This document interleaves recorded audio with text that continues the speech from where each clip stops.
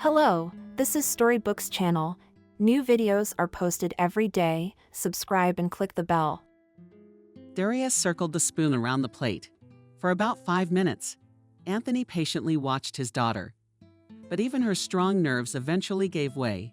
"Daria, what fly bit you this morning?" The girl rolled her eyes theatrically.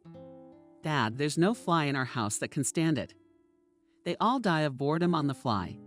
Anthony carefully pushed the empty plate away. "Watch her tongue. It's out of control lately and you sound like a street junkie. I don't like it." The man paced the long tables, casting meaningful glances at the 12-year-old provocateur, without so much as twitching an eyebrow.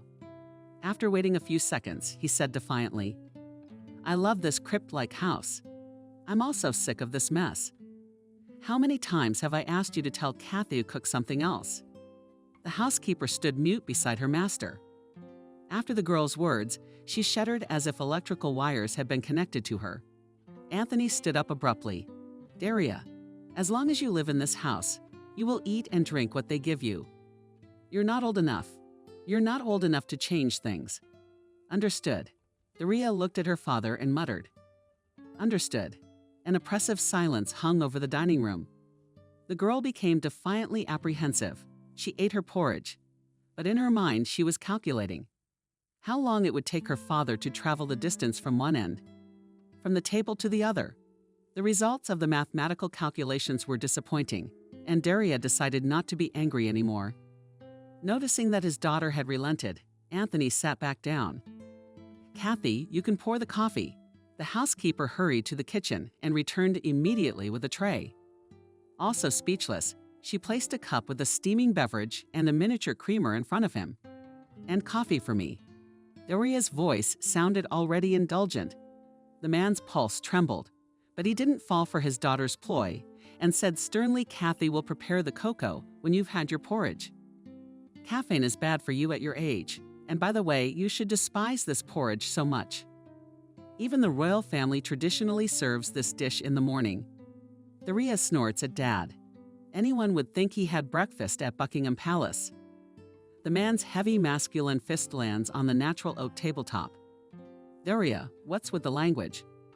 I don't understand your intolerable behavior. Will you be punished today?" Anthony turned to the housekeeper. "Kathy, make sure this young lady doesn't run off anywhere." The housekeeper went back out of the country and looked at the master in a servile manner. "All right, I'm watching. Let's give her a good thrashing today. I think a strict regimen will do my daughter good. She's getting a bit temperamental." Anthony came out of the huge dining room, and soon his energetic footsteps echoed ominously throughout the house. Daria wanted to burst into tears, but struggled to hold back the tears.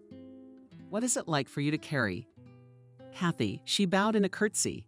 Her whole appearance spoke of being ready to carry out any order, and this irritated the teenager more than anything else. The girl stood up and kicked a chair with her foot. "I don't want anything else. And stay out of my way. Leave me alone." Daria didn't hold back after all. Tears burst the dam of patience. She ran to the second floor to lock herself in her room. Executive Kathy tried to catch up with her. "Daria, wait. You know your father doesn't like to be contradicted, right? If I don't follow his instructions, he'll fire me." The girl stopped in front of her room and raised her hands, imitating the fanfare. She acted in triumph. "Then it will be the happiest day of my life. Kathy, you bore me to tears. How's the oatmeal? It's as bland as you are." The door slammed in Kathy's face, and soon the sounds of music came from the landlord's daughter's room. Kathy jiggled the doorknob and, faintly audibly, let out a small snake, just like her late mother. Kathy worked as a housekeeper at Anthony's house. For almost 10 years, her teaching career didn't take off right away.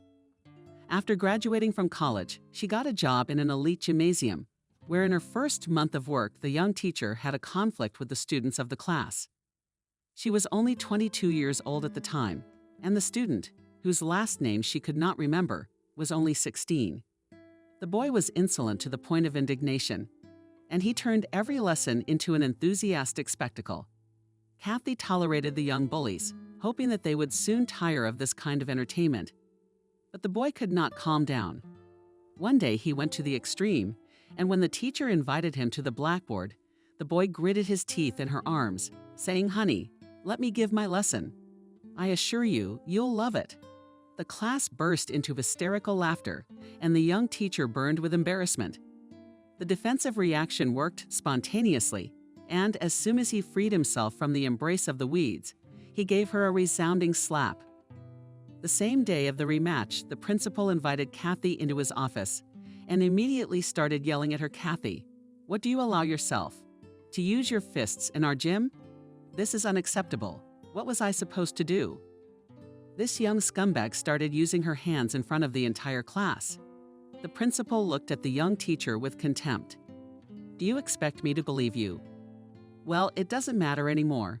We don't need that kind of staff. Do you even know who the father of the boy you beat up is?" Kathy shouted that I didn't hit him. I just slapped him. The principal frowned. "I don't think arguments are appropriate in this situation. File a complaint."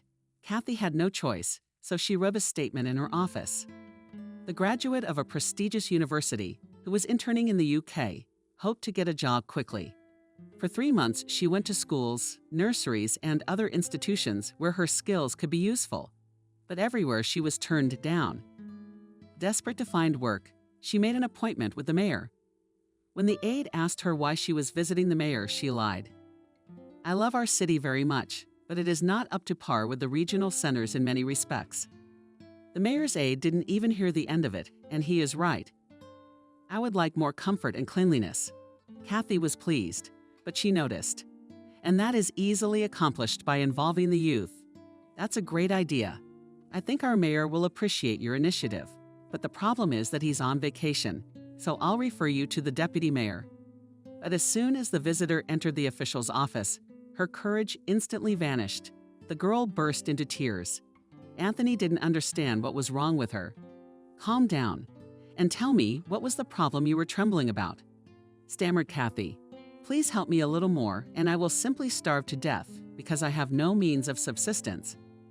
The deputy mayor shrugged her shoulders in confusion. "Young lady, don't talk nonsense.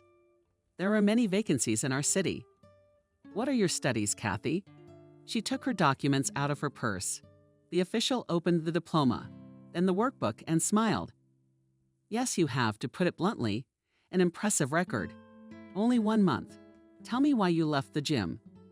"Kathy, did you tell this man everything in confidence?" Anthony wrote something in his diary and told her to come back the next day. Kathy showed up at the reception desk at the town hall at the appointed time, but Anthony told her not to. "Unfortunately, I still have nothing to tell you. The father of the pupil you had the incident with has blown the story wide open. That's why no school in the city wants to see such a troubled specialist." Kathy didn't take anything home. She was eager to leave this world as she saw no way out of the situation. But the girl did not have time to fulfill her plan, because just a couple of hours after her visit to the mayor's office, Anthony himself called her. "Kathy, considering your difficult situation, I can offer you a job as a governess for a while. My wife is seriously ill and we have a young daughter. Of course, it's not exactly a prestigious job, but at least you'll be able to earn a living." Kathy accepted immediately. At that time, her situation was really disastrous, and she forgot about her ambitions. My wife Adriana welcomed her warmly, although my husband and I had not planned to hire staff, but circumstances made us reconsider that decision. We will soon be moving to a new house, so I need a responsible helper. I hope we can be friends.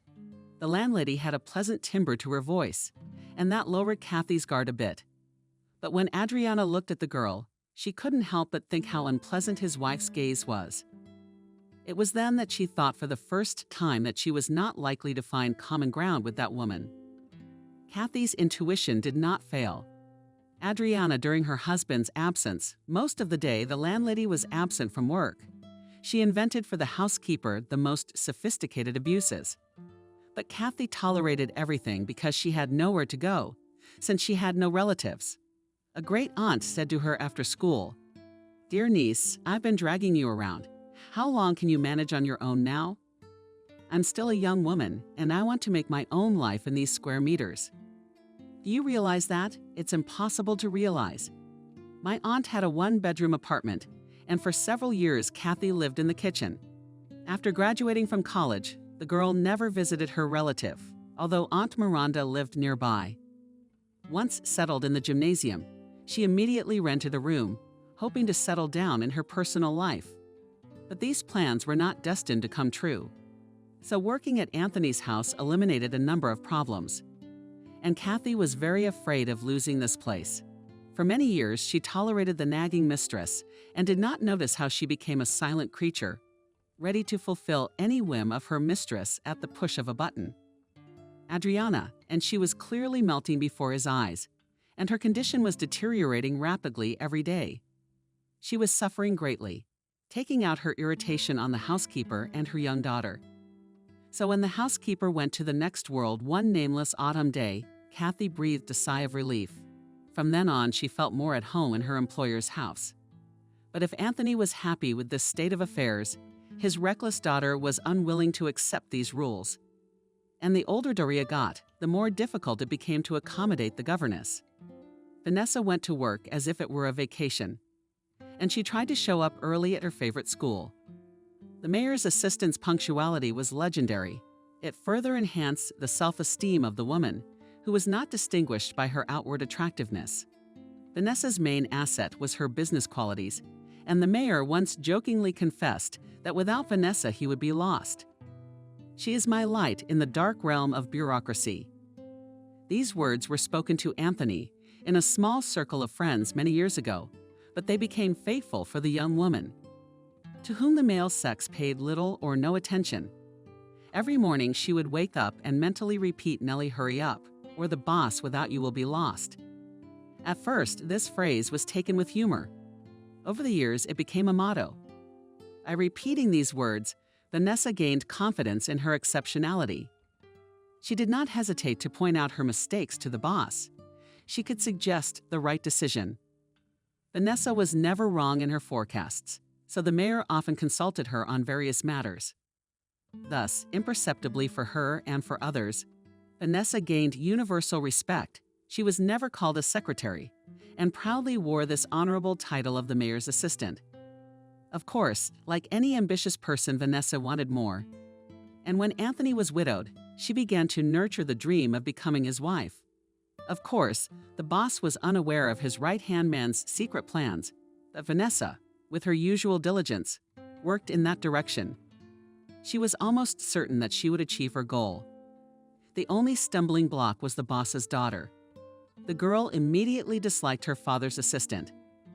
This little beast could read the thoughts of others from a distance.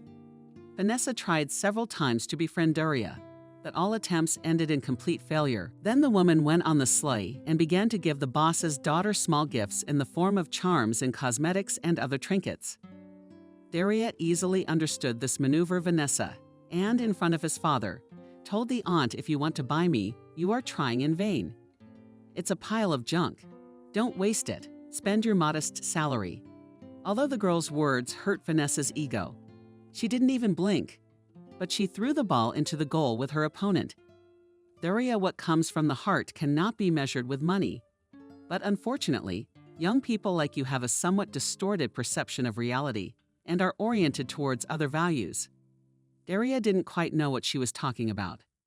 She felt it was her duty to resist his influence. But suddenly Anthony supported his assistant. "You're absolutely right, Vanessa. My daughter has been talking a lot of nonsense lately, and I often have to blush for her. So please don't be offended." Without realizing it, Doria had helped the woman who was struggling to take her mother's place. Vanessa sighed and shifted into the work groove. She was watering the flowers when Anthony burst into the reception area. Vanessa could tell by the boss's smoldering look that he was in a bad mood today. She instantly wiped the smile off her face and, in an emphasized official tone, told Anthony, "Today you have a conference call with your supervisors at 9:30, and at 11 you are to call the governor." Anthony let out a short one. "I know that, but thanks for reminding me." He strode confidently into the office, returning immediately to the reception desk. "Vanessa, if you don't mind, prepare a report on the work with large and low-income families, orphans, and other people in need of social support until tonight. But don't go into details, just generalities. Okay, Anthony, I'll do what I can. The mayor's eyes grew warm. Thank you, Vanessa. I don't know what I'd do without you. The woman's heart fluttered. Happiness after the chief's encouraging words and pleasant thoughts flowed back in a measured stream. I would do anything to make you happy. You have no idea what a woman in love can do. Anthony had long since forgotten about earthly affairs. Every day he had to deal with the important problems of the city. Therefore, that day he had no time to be distracted. The mayor's plans also went awry. When the governor called shortly after the conference call, "Listen, Anthony, are you planning to open a children's art center?" Anthony thought someone had already told him. But out loud, he cheerfully replied, "Yes, Stephen. But we haven't decided on a date yet. So you decide you're taking the cake. What's the reason for the delay? You know the objects of social importance we have in the first place." Stephen's displeasure was felt even from a distance. Anthony tried to say something, but the governor kept denouncing him for sloppiness, indifference, and other sins. "What are you doing in the governor's chair? Right, tidying up your city. And tidying up yours. This dance center was supposed to be finished in the spring, and it's already summer. What's the problem? The girls can't handle it, so whip them or give them a ruble. I don't care. Anyway, I'll give you exactly 1 week to fix the flaws. I hope you haven't forgotten that City Day is coming up." "I haven't forgotten, Stephen." "Well, that's good. The opening of the center is in preparation for the event. Invite the big-name guests, invite the sponsors. Not a bad idea to involve your family. It will be homey, warm, and touching. I promise I'll send a TV crew. And I'll probably be there myself." Stephen was famously tough, and Anthony knew perfectly well that his wish should be taken as an order. Inwardly, he muttered, "I don't have enough to worry about without this center. Now I will have to take personal control of this facility." The reconstruction of the old gymnasium had long been on the city's agenda. On several occasions, the old building was first to be converted into sewing workshops, so local businessmen had their eye on it. But 5 years ago, Anthony's predecessor said, "This is where the kids are going to be." That's right, because the building was built a century and a half ago with donations from the townspeople. And we must continue the tradition of our ancestors.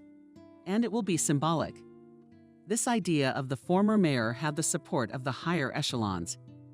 Even a fundraiser was organized for the reconstruction of the old gymnasium. But as often happens in our country actively started the case, it soon faded. After talking with the governor, Anthony called his assistant. "Vanessa, I have a personal request for you to work with our local businessman. It is urgent." Vanessa immediately realized that this was a hot case. "Why the rarity?" insisted Stephen. Anthony sighed heavily. "No, he didn't. It rolled over me like a rolling pin. But there's no way out. We have to follow orders. So, a week from today, we have the grand opening of the Children's Art Center. The governor wants everything to be top-notch. I can't wait to do it." The aide said with confidence that we will do it, Anthony. Is this the first time we've been interrupted? The mayor looked at the Vanessa woman with gratitude. "You are a true friend and comrade in arms." Second compliment. Just for one morning, Vanessa, after such a powerful impulse, was ready to roll mountains. She immediately pulled the secret list out of her desk drawer and began calling potential sponsors for the upcoming event. The mayor admired his assistant for a few more minutes. For the first time in his head, a brief flash, and blinked a thought. With such an enterprising woman, no difficulties are not terrible. But this thought quickly fled. It has not settled in the man's memory. Anthony returned home late. Although he was very tired after a hard day's work, but his mood was on the rise. He had time to visit the place that had so interested the governor. Contrary to expectations, the work there was quite active, and when the mayor told the foreman that it was necessary to finish the work in just 1 week, the foreman replied cheerfully, "Don't worry, we'll manage." As usual, the owner was greeted at the entrance by Kathy. Anthony cast a fleeting glance and thought of 2 women about the same age and so different. Vanessa is confident to the point of insolence, and this one looks like a marketable fish. She's afraid to say a word. The man looked back at the housekeeper. "Kathy, go get Daria. I'll be in my office." The daughter was not long in arriving. She breezed into her father's office. Dad, Daria's belly called to me as her careless, smiling expression was a challenge to everything around her. But Anthony decided to ignore his daughter's antics. Gently, even with homely warmth, he asked Daria what she was willing to do for her friend. The girl clearly wasn't expecting such a question. Dad, you're doing fine. The man smiled. Do I look like an abnormal person? No, you don't, but you ask very strange questions about friendship. Daria sat on the back of the chair and hugged her father. Dad, you won't believe this, but I don't have any friends I can go to the fire and water with. At school, everyone acts like I'm the mayor's daughter. Even the teachers get angry in front of me. Honestly, I'm sick of it all. I wish I had a sister or a brother. Anthony hadn't expected such a frank confession. He kissed his daughter gently on the forehead. You and I are more or less in the same situation. In front of me, many subordinates also ingratiate themselves. It's true that not all of them are very self-confident people, ready at any moment to come to the rescue. They are the kind of people I usually trust. Daria smiled. You, Vanessa. That aunt has other plans for you. I've seen her eye on you. I'm sure she wants to marry you. Daria, if you keep knocking your teeth out like that, you'll soon have to get dentures. And it's a little early for you to be talking about grown-up things. The girl sighed in relief, and the father continued, okay, a little joke. Let's get down to business. The Children's Center is opening in a week, and I want you to help me. Daria glared at her father in surprise. What do I have to do? It's nothing complicated. You have to give a touching little speech. You're a smart girl, and I'm sure you can do it. You'll talk about family, friends, and helping each other. I think it's a personal mission from the governor for you. He even promised to send television crews. Daria paced around the office. And what did he prod his father with? Our people will die of envy. When they put me on TV, I'll do it. I just need the right outfit. The what? Anthony looked at his daughter in surprise, but after a second he slapped his forehead with the palm of his hand. I get it. You mean a suit? Well, yes, you could wear a classic dress. You know, something austere so everyone would think she was a good girl and a model student.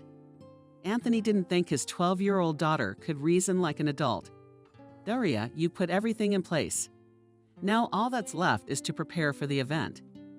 Dad, why do I have to rack my brains? I'll tell Kathy. She'll help me with the speech. Or would you rather tell her? Daria smiled and disappeared out the door. Anthony thought wistfully how quickly his daughter had grown up. A very independent girl making her own important decisions.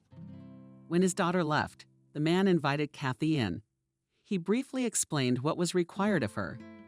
The young girl felt embarrassed because it was the first time in 10 years that she received such unusual tasks from her master. Anthony, I don't even know what to say. I don't want to let you down, but I'm afraid I can't do it. I've forgotten everything I learned at the university. Anthony got angry. Is it so hard to find a suitable dress for a girl and write 2-3 sentences? Why do you always doubt everything? You need to be a little more confident, and sometimes it's good to take the initiative. Kathy nodded her head a couple of times, and the shadow slipped out of the study into her room, where she was crying from overwhelming anguish. Despair. The master is right about everything. I am like an amoeba. I do not live, but I exist. I can't go on living like this. Such impulses often occurred in Kathy Leonidovna's modest life, but she ruthlessly extinguished them because she was too afraid to change anything in her life. After all, it is much more comfortable to go with the flow than to resist it. Another city day went by in style. Residents were amazed by the magnitude of the party. In a small provincial town, several themed areas were deployed where children and adults could have a great time relaxing. For example, in the park a dance floor was organized for the older ones, where couples danced to the sound of a brass band. The younger ones had fun on the rides, and music lovers enjoyed the work of visiting artists. But the real highlight of the program was the long-awaited inauguration of the Children's Art Center. The governor himself came to town to say a few words.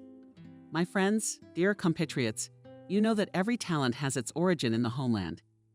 And I am sure that the opening of the center will reveal new talents in the future. We do not yet know their names, but they will undoubtedly glorify this land. That is why I hand over the symbolic key of the new center to the representative of the young generation of our beautiful city." The square erupted in applause, and Daria proudly took the stage. Cameras clicked from all sides, but she only looked towards the place where the cameraman of the regional television studio was working. The girl gracefully raised beautiful foam keys on her outstretched arms, and without hesitation, delivered her speech. "I am glad to have had the honor of inaugurating the Magic House. They say that each person from birth receives a gift, and for this gift to become a real talent, it takes a lot of work. Therefore, a master jeweler strikes a diamond, and experienced masters light up in the sky small stars of talent. And that these stars in our city will be more." Sounded solemn fanfare and decorated with balloons.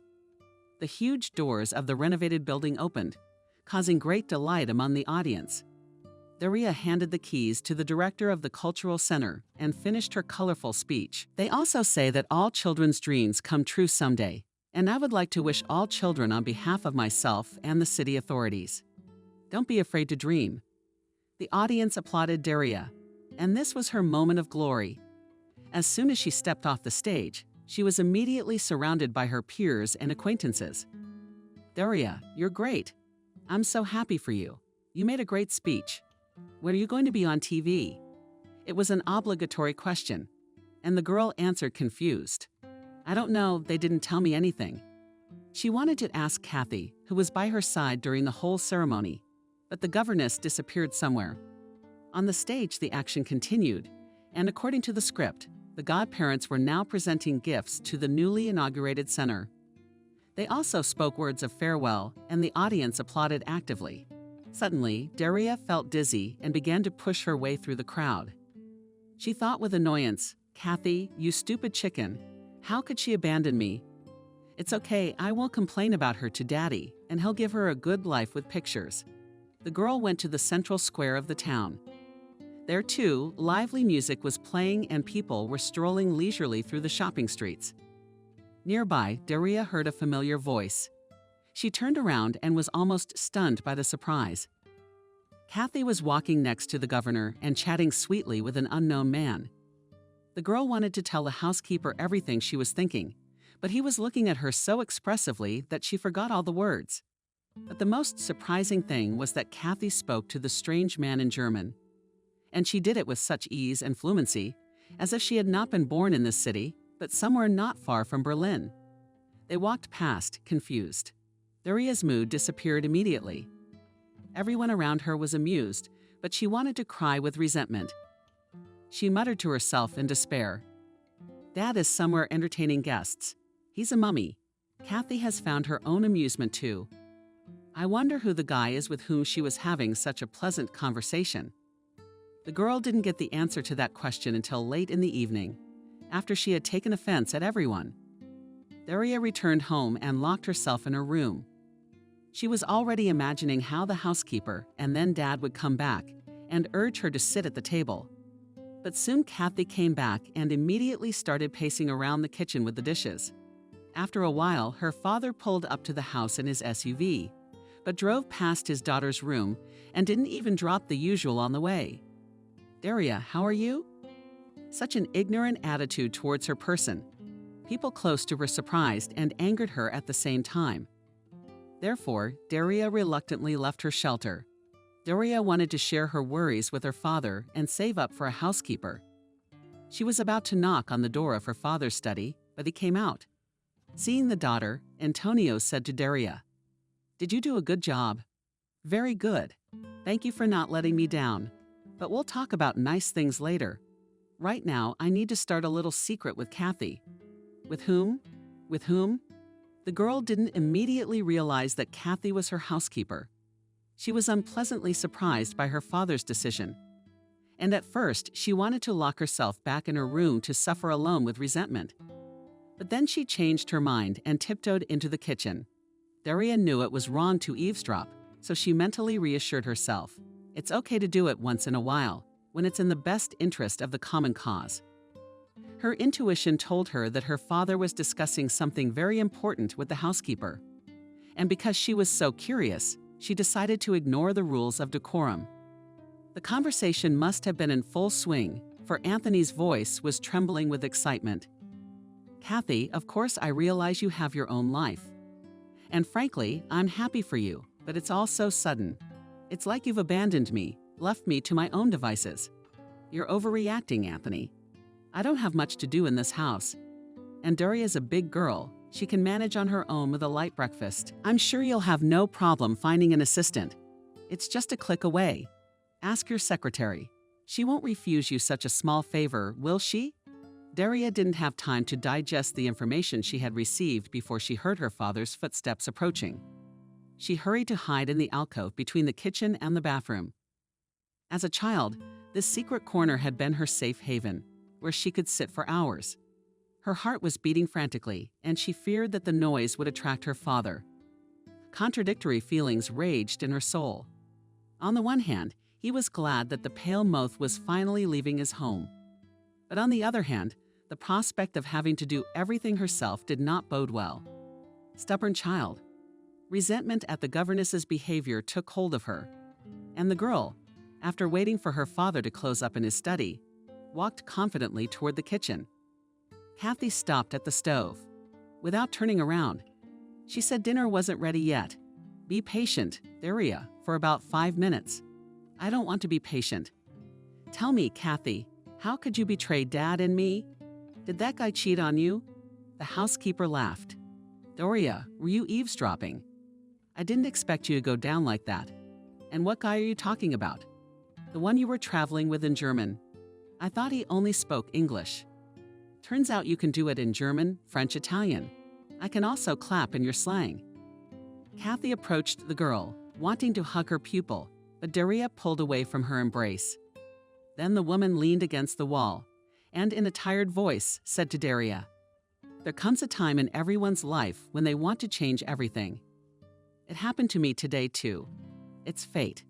I didn't even think that everything would change in a day. When you and I were going to the city party, but it turned out that suddenly the guest interpreter, who came from Germany, disappeared. Did you see him with the governor? He's the same one you didn't like for some reason." Daria didn't know what to say and sang reluctantly. Kathy laughed again. "By the way, he is a well-known businessman, head of a large company. He wants to open a production plant in the regional center." Daria interrupted the housekeeper impatiently. "Then let him open it. What's it got to do with you? This man has offered me a job I've never dreamed of." The girl had recovered from the shocking news. She commented with derision, "I see. And you, Kathy, you fell for that German's divorce. He'll leave you at the first opportunity." "Daria, why do you choose the worst options? I can't spend my life serving you. I have to think of myself." Daria had no valid arguments left and left the kitchen with demonstrative disdain, letting dinner continue without me. "I'd had enough tonight to pass the time somehow." Daria turned on the laptop recently given to her by her father. Until midnight, she had been chatting with her friends on social media. Someone had already uploaded a video of her performance at the Art Center opening. He read the positive comments and his heart filled with a pleasant book. In her head, she thought, "I am a star. Now everyone will know me. And that stupid Kathy can get the hell out of here. Daddy will find a new worker."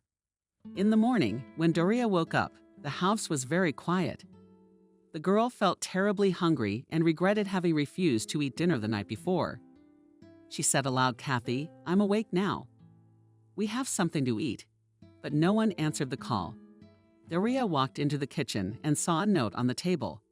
"Daria, breakfast is in the kitchen. I made this today. I hope you like it better than oatmeal. Have a good appetite. If it's hard, call me." At the bottom, a cell phone number was written in even handwriting. This time, the attack of resentment was so strong that Daria felt a physical pain in the heart area. And in the act, she began to scream, "I hate everyone I hate."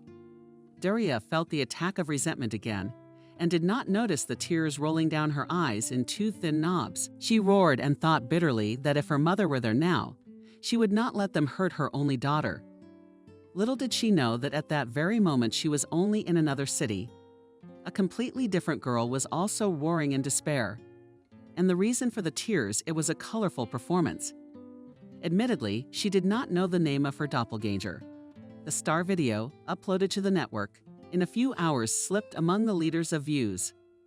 That's why Maria's phone was bursting with calls from her colleagues.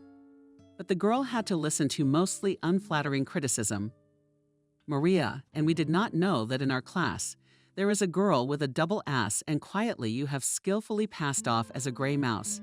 And you yourself are a star. What kind of speeches can you make? Maria didn't have a laptop or tablet because she and her mother lived very modestly, so she didn't get a chance to watch the video that caused such a stir.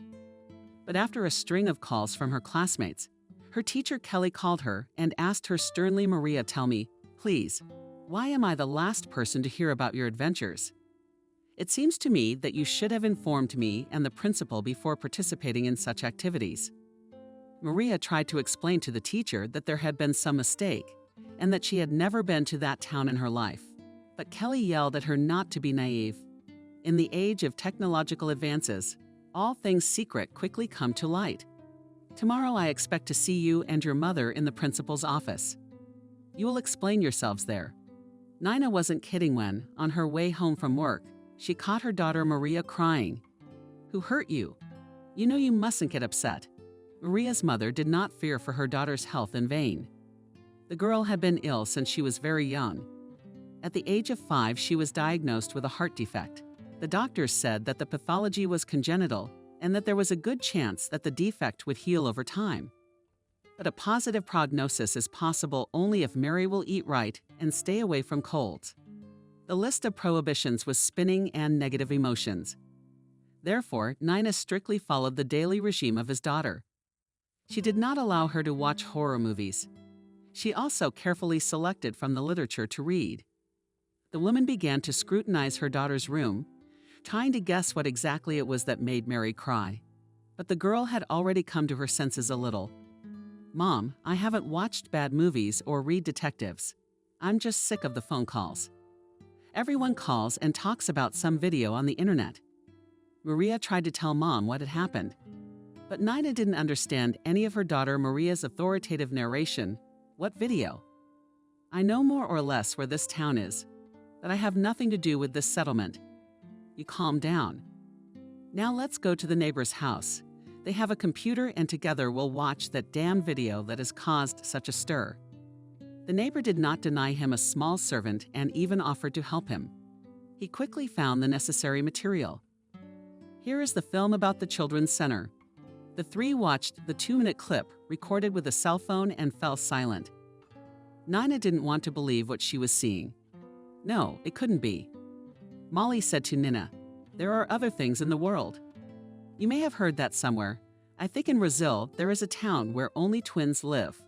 The neighbor wanted to add more intrigue, but Nina cut her off abruptly. "Molly, what does Brazil have to do with twins? Don't be ridiculous. I don't want my daughter to hit her head. That girl looks a lot like her. But at first glance, it's not Maria. Just a slight resemblance, that's all." The neighbor moved her lips resentfully and turned off the computer. "Yeah, I don't really care. I'm not going to get involved in other people's problems. I have enough of my own." All afternoon, Nina tried to distract her daughter from the fun at home, but the image of the girl in the video gave her no peace. And an inner voice kept telling Nina, "You have to find out. It's not just a coincidence, and you know it. You're just afraid that suddenly new circumstances will open up and change everything in your life again." The medical profession says that everyone has phobias. It's just that some people have them hidden. That is, they do not manifest themselves in any way. And in others, these fears run. They express themselves in form. And they greatly complicate a person's life. Thread was haunted by panic attacks since childhood. He lost his mother very early on, and then she passed away suddenly. His father was hit by a truck in broad daylight. Dad was returning from fishing on his bicycle and respected all the rules. But the tragedy could not be avoided. The news that Alex had been hit by a car spread instantly throughout the village. 9-year-old Nina rushed to the scene of the accident, gasping for breath and her heart overflowing with anxiety. But what she saw gave her a real shock.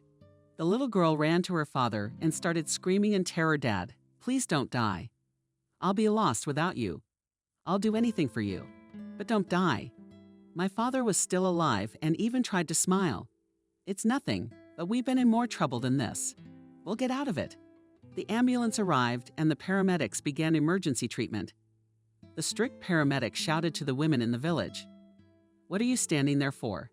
Somebody take the girl away. She doesn't need to see this." Someone's strong arms lifted Nina up and carried her away. She was hysterical. "Let me go to my father. He'll die without me." But a familiar voice tried to calm her. "Nina, don't yell at Dad. It won't do any good. They'll take him to the hospital and treat him there. In the meantime, you'll stay with us." That voice belonged to a friend of Max's father. She didn't want to believe the man, so she calmed down. But all night long she kept screaming. She had nightmares about her father. She wanted to save him from horrible creatures with fiery heads, but each time it started all over again. In the morning, she had a fever, and Uncle Max's wife nursed her for a week. The girl was sick, and when she felt a little better, she learned that her dad had died. The same afternoon after the terrible accident, Max took her to the cemetery and showed her her father's grave. The next day, a relative of her mother's, whom she had seen for the first time in her life, came to pick her up, and he took her with him. They took a long train ride, and Uncle Peter told her funny stories all the way. It was a proven way for the mother's stepbrother to distract his niece from bad thoughts. "Nina, don't be afraid. You'll forget all the bad stuff in the new place. By the way, do you have a little sister? Her name is Christina. She's my daughter. She's about 3 years older than you, but I'm sure you'll become friends." Uncle Peter and his wife tried to surround her with love and care. They partly succeeded, and the child gradually came to her senses. A wonderful relationship has developed with Christina, the couple's daughter. But the past did not want to let Nina go, and it came to her in her dreams, even during the day when the girl was alone. A year passed, then another. But these terrible dreams were repeated with surprising regularity. So Peter's uncle decided to take his niece to a specialist. The child psychologist talked with her for quite a while and then asked her to draw some pictures on a certain topic. Nina did not hear what Uncle Peter's doctor said after this test, but he prescribed her the beautiful pills, which she was to take twice a day. It is true that after this medicine, Nina became inhibited and scattered. Uncle Peter wanted to show her to the doctor again, but with a different profile. But then his wife, Aunt Sophia, came to the defense of the unfortunate. "Stop abusing children. You don't need those pills. You should show it to Grandma, and she'll take them all away." "Uncle Peter, don't you like that idea?" "Sophia, I didn't realize you were such a dunce. Only certified medical professionals can be entrusted with your health." The woman didn't give up. Doctors are often impotent. Therefore, do not neglect the proven folk methods. I myself, as a child from a fright grandmother, treated me. And Nina will help. I was given the address of a woman. They say that she cures from all sorts of scares. Sophia, that's nonsense. Even the most experienced doctor can't cure all diseases. That's why people turn to witch doctors when doctors refuse to treat hopeless patients. Uncle Peter didn't bother to argue with his wife and waved his hand for her to do whatever she wanted. But remember that you will be personally responsible for the consequences. Aunt Sophia was pleased with her victory and whispered to Nina, "On Saturday you and I will go to see a grandmother who will take away your fears. Don't be afraid of anything or anything. Listen to your uncle. He's big, but he's afraid of everything." Nina remembers very well a visit to an old woman who lived in a little village near the forest. The old woman whispered something to her for a long time. Then she sprinkled Nina with the water stipulated by the aunt. She said that the girl was very frightened. "We must bring her twice more." Aunt Sophia promised, "All right, we will try to come." But already after the first session, Nina felt better. She no longer had scary dreams and was not afraid to be alone in the room. Aunt Sophia watched her niece for a while, and then confidently said, "My friend, we're not going anywhere with you. Stop torturing yourself, you have suffered enough. Live, my daughter, and be happy." Nina tried hard to follow her aunt's advice. She studied diligently at school and then enrolled in a hairdressing course. Her older sister had already graduated in medicine and was very surprised at Nina's choice. She could have found a more respectable profession. With your diploma, you could have studied law or pedagogy, and you went into hairdressing. Nina gave a succinct answer. I always wanted to beautify people. Actually, the reason for this choice was that she was in a hurry to become independent as soon as possible. Her aunt and uncle had done a lot for her. They had replaced her parents. But time was passing, and they were dressing up a lot, getting older. They both developed health problems, and Nina no longer wanted to be a burden to them. After finishing college, she got a job in a beauty salon, and a good salary allowed her to rent a room. But every weekend, the girl visited her relatives. The connection with them was not broken. And after Nina married Martin and permanently moved to another city. With her husband, the threads too. A very lucky one. Despite the fact that he was older than her by a total of 15 years. Martin was engaged in road transport, and the family was never short of money. Savlieva bought a 2-room apartment on the secondary market and began to dream of having a child. But there were years with the continuation of labor. The case has not moved from a standstill.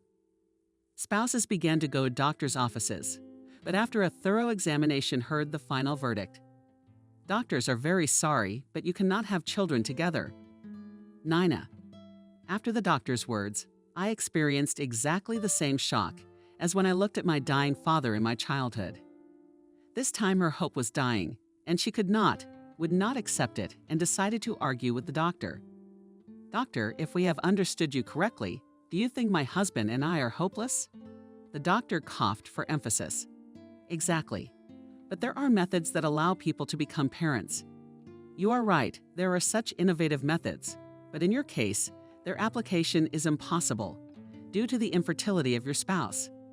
Usually in such situations, donor material is recommended, but very rarely do our clinics accept this option. So what should we do?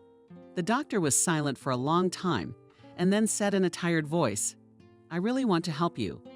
Believe me, I am speaking sincerely from the bottom of my heart. But the only thing I can advise you to do is to take the baby into foster care. Martin asked quietly, So you are advising us to adopt a baby? That's exactly the best way to foster a newborn. Believe me, in that case, the baby will become a real member of the family. Martin looked at his wife fondly. I think the doctor is right. If we make even one little person happy, life won't be a waste. I think so. Nina did not immediately accept her husband's decision. She hesitated for a few months, but then decided to consult her older sister. After all, Christina worked in this field and could not only give useful advice, but also render substantial help. In order to meet her sister, Nina even took a leave of absence from work and went to the city where she had spent the most beautiful years of her life. Christina met her sister at the train station and cheerfully informed her that you had arrived very successfully. I mean our conversation with you. Nina did not want her plans to become public. She whispered to her sister Christina, It seems to me that the train station is not exactly a suitable place to discuss such matters. The relative waved her hand. Believe me, no one here cares about you. Even if you talk out loud about something out of the ordinary, no one will turn around. I started this conversation because we have to hurry. We have a 2-month-old baby. She's a little thin, but she's active. She was brought to us the other day, and there's already a queue of people wanting to adopt her. Nina felt an inexplicable fluttering in her chest. Christina, what do we do? We have to act. The first thing is to meet the baby. What if you don't like each other? Christina was joking, though. Nina felt a strong excitement again. This happens to people when they jump into the water or fly around the planet. But the young girl's fears were in vain, because the abandoned baby smiled and started walking at the sight of her. Nina hesitantly asked her sister Christina, Can I hold her for a while? Of course you can. Those few minutes the woman remembered for the rest of her life. She barely held the little body in her arms. She felt an incredible surge of energy. Her heart was overflowing with a love of universal proportions. The little girl smiled at him again and said something to him in his incomprehensible language. Suddenly, she kissed the girl on the forehead. I will not give you to anyone. From today, we will always be together with you. But it's one thing to say it and another to do it. The adoption proceedings were delayed. The bureaucrats in the army of civil servants kept finding fault or demanding new certificates. As a result, the couple had to settle for a month in Christina's small apartment. But the older sister assured that her family was used to the cramped conditions. We spent 5 years in a 10-meter room in the dormitory, so we have not yet had time to get used to this house. Thanks to her sister's help, the adoption was arranged in a relatively short time. The 3 of them returned home, and Nina was thinking the whole way, it must be fate. Martin and I are fabulously lucky that Christina works. If it weren't for her, there's no telling how long we would have been looking for our baby. And now we have a baby girl, a woman who has suffered so much. I fanatically believed that with Mary's appearance in the family for all eternity, peace and happiness would reign. But these hopes were not fulfilled because Martin could not accept someone else's child. During the first year, he tried hard to be a father to Mary. But Nina saw that her husband did not do it because of the call of his heart. When the adopted daughter grew up and began to explore the world around her, the man became irritable. She stopped smiling and returned home as her daughter slept. Nina realized that something had to be done urgently to save the family. One day she said firmly to Martin, "We have to have a serious talk because we can't go on like this." The man immediately sank onto the couch. He wrapped his arms around his head in a kind of terrifying doom and said, "Nina, I'm sorry, but I haven't calculated my strength. I've tried, but I can't accept this child. As soon as I approach her, a hammer starts pounding on my temples. That girl is a stranger to you." Nina expected anything but this confession, but with numb lips she whispered to Martin, "What do we do now?" The man got up from the couch and started kissing her hands. "Nina, let's take the girl back to the place we took her from, okay? She's still little, she won't remember anything. She will still have a chance to have a family." The woman interrupted her husband's optimistic speech. "Martin, you make it sound like you and I borrowed a dog. You've had enough of it, and now you want to give it away to someone you know. That's no way to treat a dog, you know?" Nina didn't realize she was yelling. Her husband tried to calm her down. "Let's not get nervous now. It's a very complicated matter that can't be solved all at once. Martin, I've made a decision. I'm not going to tell on Maria." The man realized that he could not change his wife's mind and threw out with irritation, "Then I will have to leave this house." In the morning, Martin gathered his things and without a word to his wife disappeared forever from his life. The former spouses met 2 years later at the courthouse. At the divorce trial, the man with undisguised arrogance looked at Nina, and the fate of a single mother did not go in her favor. She does not look very good. Nina did not want to get into an argument with Martin, but did not miss the opportunity to poke him. "But you're divorced like a hog, and it's not a good life." Martin blushed 0. "You're not. You'd better thank me for leaving your floor. You might say I did it for free." Such insolence infuriated the woman to the depths of her soul, because she was still paying off the loan, which she herself foolishly contracted when she and her husband bought the apartment. She reminded the man of this, and he was immediately taken out of the mood, giving the woman the right. The court hearing lasted a little over an hour, and the spouses divorced by mutual consent. Nina fully assumed the responsibilities of raising an adopted daughter, and Martin voluntarily refused to fulfill his parental duties. Several years passed, and Nina learned that her ex-husband had remarried. Ironically, her new chosen one had 2 children from his first marriage. Only once did they meet by chance in a shopping mall. Martin was not ashamed and rushed to separate from his ex-wife as soon as possible. An apology is expected. The woman asked Martin, "Admit it, are you happy?" Martin shrugged his shoulders, unsure. "I don't know. I guess I'm happy." Nina took a long look at the man and thought bitterly that everyone had a different idea of happiness. Being in a cell-like capsule was very unpleasant. Nina waited impatiently for the young nurse to release her from the confined space. The machine whirred above the old woman's head, and the monotonous voice made her feel quite uncomfortable. Even though she had been warned not to move or speak, she did not control herself. "Girl, how much longer is this going to go on?" The nurse cheerfully told her that her torment was over. "Now can you get up with the girl's help?" Nina got up and began to dress. The nurse wrote something on her card and at the same time shared her observations. "I have been working here for 3 years and I never cease to be amazed. Smart people have invented this wonderful device, which allows to detect any disease at the earliest stage. The patients are still dissatisfied. Is it so hard to be patient for a few minutes?" Nina realized that the question was addressed to her. It's not difficult, of course, but it's very unpleasant to lie there and hear something buzzing above you. It sounds as if a needle is about to come out of nowhere and drink into your brain.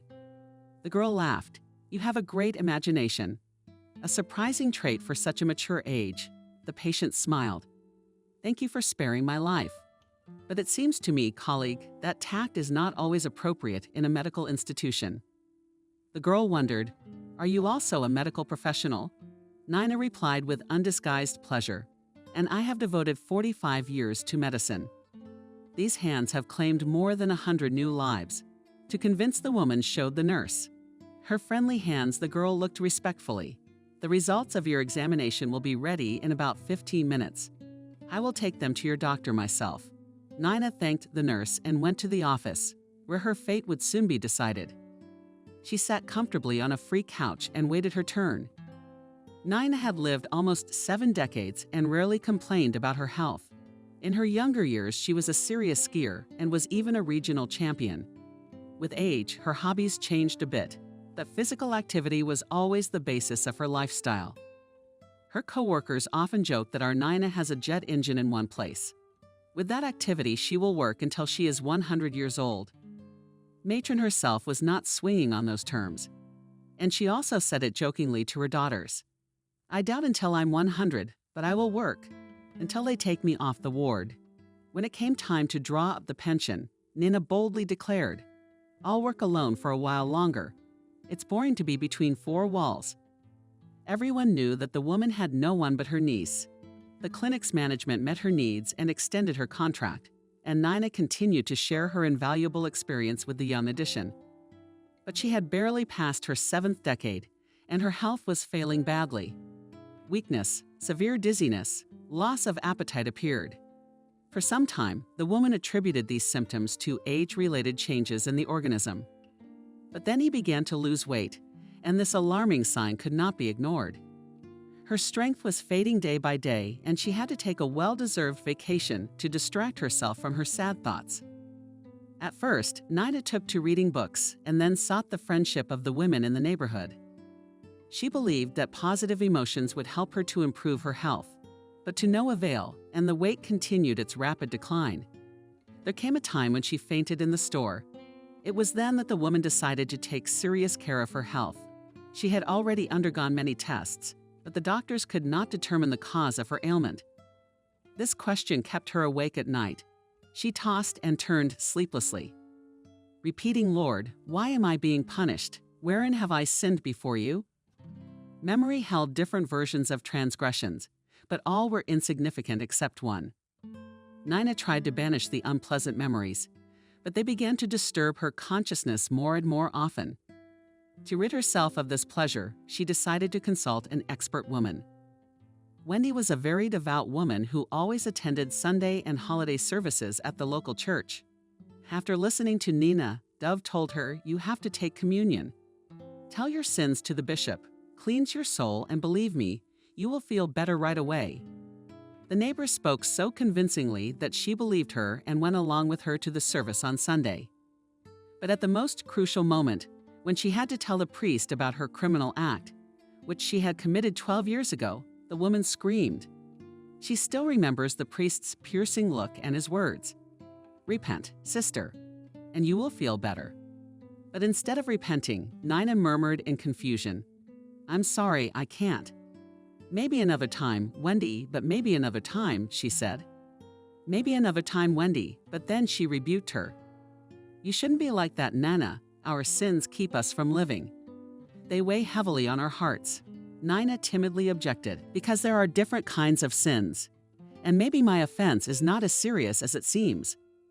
I did it for pure motives. Tell me, what is your sin?" The woman was about to open her soul to her neighbor, but she noticed curiosity in his eyes. And she thought that if she did not trust the father, then this Wendy should not open her secret. It will spread throughout the neighborhood than me. Nina was even mentally afraid to call herself a criminal. She again withdrew into herself, trying to find other ways to escape from her obsessive thoughts. The office door opened and the nurse called her name. The standing woman walked over to the desk where the caped doctor sat. The doctor didn't even look at the elderly patient and nodded to her. "Sit down."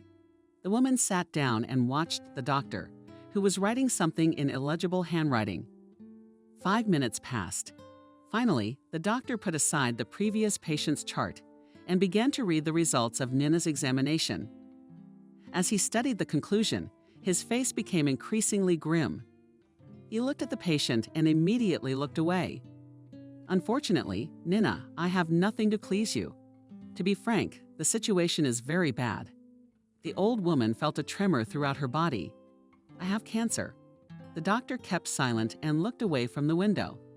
The patient had to repeat the same question. "Doctor, I have cancer." "You are too late. It's advanced. It has metastasized." "Given your age, doctor, I understand. I've also worked in medicine for almost half a century. Can you tell me how much time I have left?" "Unfortunately, that's a question no one can answer, and I don't advise you to prepare for an imminent end. With proper treatment, you can slow down the process. And will you still have a few years left to enjoy your loved ones?" "I have no one." "Thank you, doctor, for your frank answer. I will consider whether I should receive treatment." The doctor was surprised at the woman. What kind of reflection can there be in a situation where even one day is important? "I am writing you a referral for urgent hospitalization." "Doctor, can I come back tomorrow?" "I have some business to take care of." The doctor disagreed. "Okay, I'll let you go until tomorrow."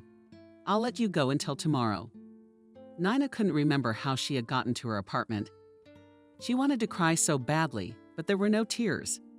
She sat on the couch prostrate until evening. Then she reached for her cell phone. Her usual friends had forgotten about her. She hadn't even called anyone, so the phone lay orphaned, waiting for its owner to remember it.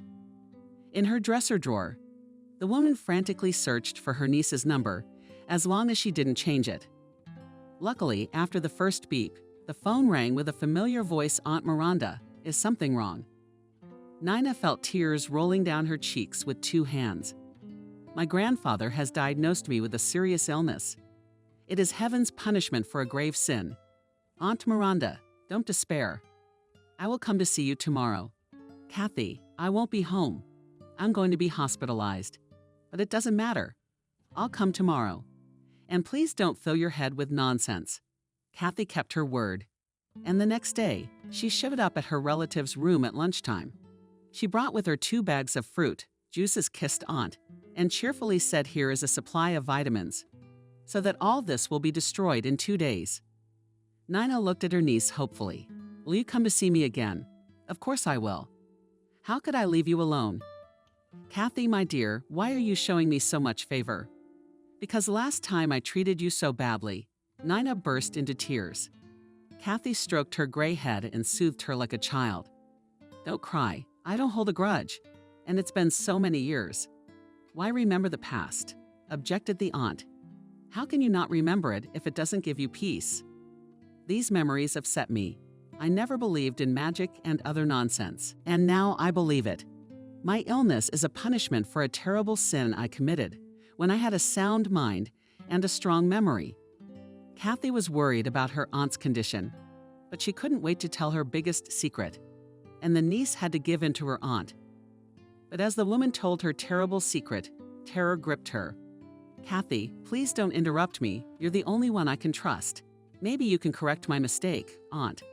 I'll try if it's in my power." Nina covered her eyes and began her confession. "It happened 12 years ago, if we don't count another 2 months and a few days. My shift was coming to an end when my shift partner called to tell me she was having problems with her family. She asked me to fill in for her, promising that I would work the substitute's shift afterward. I agreed. There were only 7 laboring women in the room and one 18-year-old bimbo who kept saying she didn't want to have a baby. She ran out of the room several times and asked me to give her a pen and paper. She wanted to write a cancellation, but I explained the rules and she seemed to calm down. I had a cup of tea and pulled myself together. Then I got a call from the emergency room. They had brought in a woman with kinks. Well, it's not the first time. And of course I didn't hesitate. I thought I could handle it myself. The baby was born very weak. She took a chance and died. Mom is hysterical, says she's had IVF 3 times. The first 2 times she had miscarriages, so the 3rd pregnancy she was in labor. She took a couple of days off to go home. It was my husband's anniversary, and then she went into labor. I did everything I could to calm the unfortunate one down, advised her to try again. But she said it was the last attempt because she was at the limit of her age. Nina kept quiet, and Kathy thought she had fallen asleep. But the woman wrinkled her nose painfully and asked for water. She quenched her thirst and continued, while calming that mother. The girl who was going to write the cancellation went into labor, and that's when I made a fatal mistake. I again relied on my experience and did not call the on-call doctor. Although what could help the district therapist in that difficult situation? The delivery was quick, and it turned out that the baby girl walked with a double. The first child came into the world safe and sound, immediately screaming. With the second baby, I had to struggle while taking care of her. My young parturient started to bleed. The situation was critical, but my brain was working like a computer. The first woman was still in the delivery room, and I suggested she take the baby from the twin. There was no time to think about it, because the resuscitation team had to be called urgently. The woman understood the complexity of the situation and agreed immediately. She even promised to thank me generously. Then Nina paused again. Kathy said, "Tia, you are very tired. You need to rest. Don't worry. I'll sit here, and then you can tell me what happened." The woman gave them a big smile. What happened next was nothing special. They took the young mother to intensive care, but they couldn't save her. The girl did not plan to become a mother from the beginning. She was not registered at the antenatal clinic. Later it became known, according to her friends, that she tried several times to get rid of the pregnancy, but the twins turned out to be very lively. And how the lucky mother thanked her. The aunt smiled again. Not like I found her later in the archives. Turns out this lady was the wife of a big boss. When she saw me, she started screaming up and down the street that I was an extortionist. She threatened to call the police. And how did that turn out? Nothing. I gave up and wished her well. I saw her around town a lot after that, but she always pretended she didn't know me. But I'm proud to, so I didn't try to be friends with her anymore. At first, however, I wanted very much to tell her husband everything, but then I changed my mind. I imagined how they would vent their anger on the child, and I lost all desire to defend the truth. The more the aunt opened the veil of secrecy, the clearer the picture became for Kathy. She collated some of the facts she knew and realized who the woman was. What remained unclear was the fate of the second child. But Nina shook her head, "Kathy, it is this circumstance that weighs most heavily on me. I would probably give the rest of my life without regret to know anything about the second child. All I know is that she was sent to the nursing home because she was so weak. God only knows what happened to her afterwards." Kathy returned home with a strange feeling of emptiness. She did not accuse her aunt of any crime, although what she had done fell into that category. I don't know how I would have acted in my aunt's place, but how could I tie the ends of the same rope together? There were many more questions Kathy was trying to answer. She realized that no one gave her the right to interfere in people's destinies, but she could not remain indifferent. For a moment, she imagined how she would carry her aunt's secret for years, and she realized that she had to do everything possible to reunite her sisters. This year's autumn came unexpectedly yesterday. The sun was shining brightly, sparing no heat. But in the morning, the sky was covered with clouds and it began to rain. Maria looked out of the window. "Mom, why is everything in life so unfair? I thought the weather would be nice on September 1, but the weather is so bad I don't even want to go out." Nina smiles. A famous song says that nature doesn't have bad weather. That's what the song says, but in real life it's different. It's good for you, Mom, that you're hiding in your living room now. And I'm stuck on the line in the rain. Nina put the omelette on the plates. Sit down, my sufferer, for breakfast to share your grief. I'm going to school for the line too. Maria is hanging from her mother's neck. It's so cool. Too bad we don't have a camera. Otherwise, you would have photographed me a couple of times. The woman smiled enigmatically again. And now a moment, attention. There will now be a singing magic session. Pick up Maria's phone. The little girl was speechless at the sight of a small box in her mother's hands. Mommy, it's amazing. A real smartphone is amazing, but it's very expensive. Maria pushed the box with the device away from her. Nina reassured her daughter. Don't worry, everything is fine. I've paid off all the loans and decided to give you a senior gift. By the way, I have some regular clients who have also been doing their hair at home. They pay me a little extra for special services. Maria lost her appetite and couldn't take her eyes off the wonderful box. Mom, when I grow up, will I buy you a car? No, I'll give you a whole living room and you'll own it. Nina wanted to thank her daughter for her good intentions, but she didn't have time to do it, because Maria suddenly asked Mom, You think this girl who looks like me? She has her own smartphone. The woman was taken aback. Maria, why do you remember this girl? Sometimes I dream about her. She says we are sisters. As Nina pondered, Maria continued. Once I dreamed we were walking together. Then she asked me in a dream to go see her. Daughter, they're just dreams. You shouldn't believe them. The girl was confused, so she was unable to give a coherent answer. I have read that there are prophetic dreams in which everything is fulfilled exactly down to the smallest detail. Mom, after all, nothing prevents you and me from going to this city. I looked on the map. It's not far from here. We can walk, said Nina as sternly as possible. I don't think we should go out of our way for a video clip. At least that kind of trip is not on my agenda right now. Let's finish our breakfast and get out of here. All day long, this conversation with my daughter had been a nuisance. I was taking care of a customer. I was thinking about that other girl. The thought was so thick in the woman's mind that she couldn't take it anymore and called her sister. Christina, I need to ask you something. What is it? Tell me what's on your mind. It's not convenient on the phone. I heard Christina sigh. More secrets. Then let's talk on the phone. Sister, you know my finances are tight. Oh, wait, I can ask my neighbor. Oh, that's great. Call me tonight and we'll talk. At the appointed time, Nina told her daughter she had to go out for a while. Maria didn't mind. She was busy with her new smartphone. Mom, don't worry, I won't get bored. You can even go on a date. Aren't you tired of always being at home? Murmured the woman, young enough to give advice to adults. Trying not to make too much noise, Nina rang the doorbell next door. Molly looked at the visitors in surprise. Nina, what's wrong again? No, we're fine. We just need your help again to sweeten an awkward moment. The guest pulled out a beautiful box of chocolates. The neighbor smiled at the painful trio of fillies filled with walnuts. I'm an unconditional fan of this treat.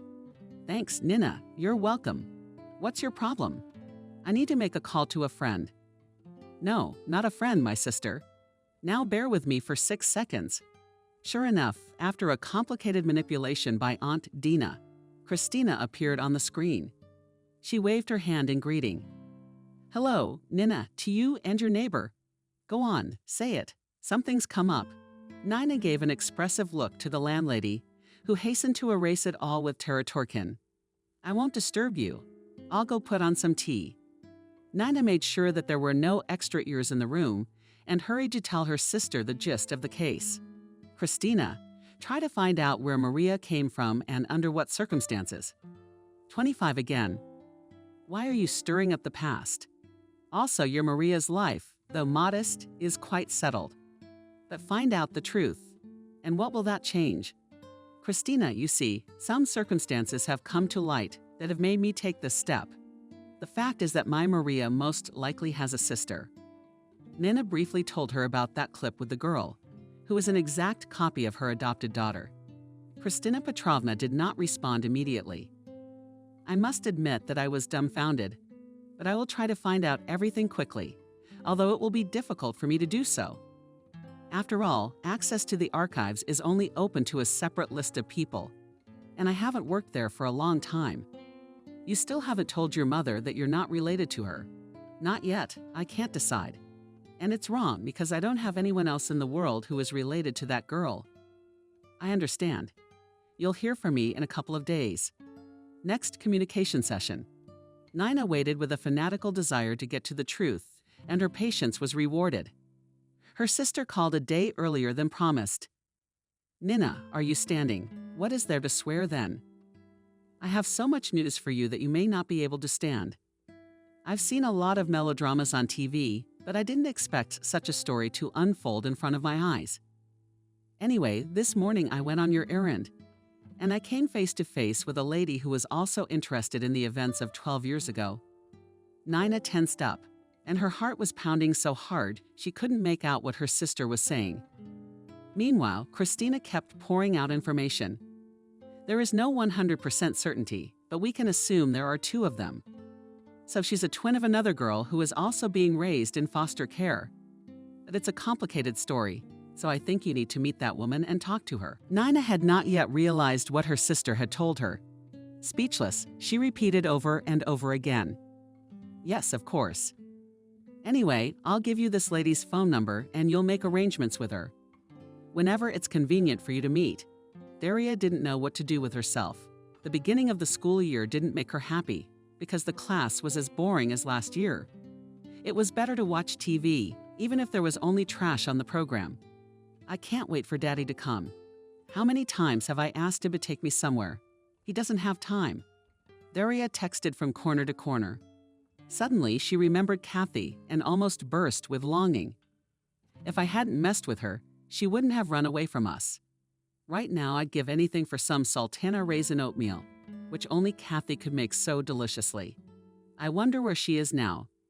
Daria started rummaging through her desk drawer, which was in chaos. Where's the damn note? I remember I didn't throw it away.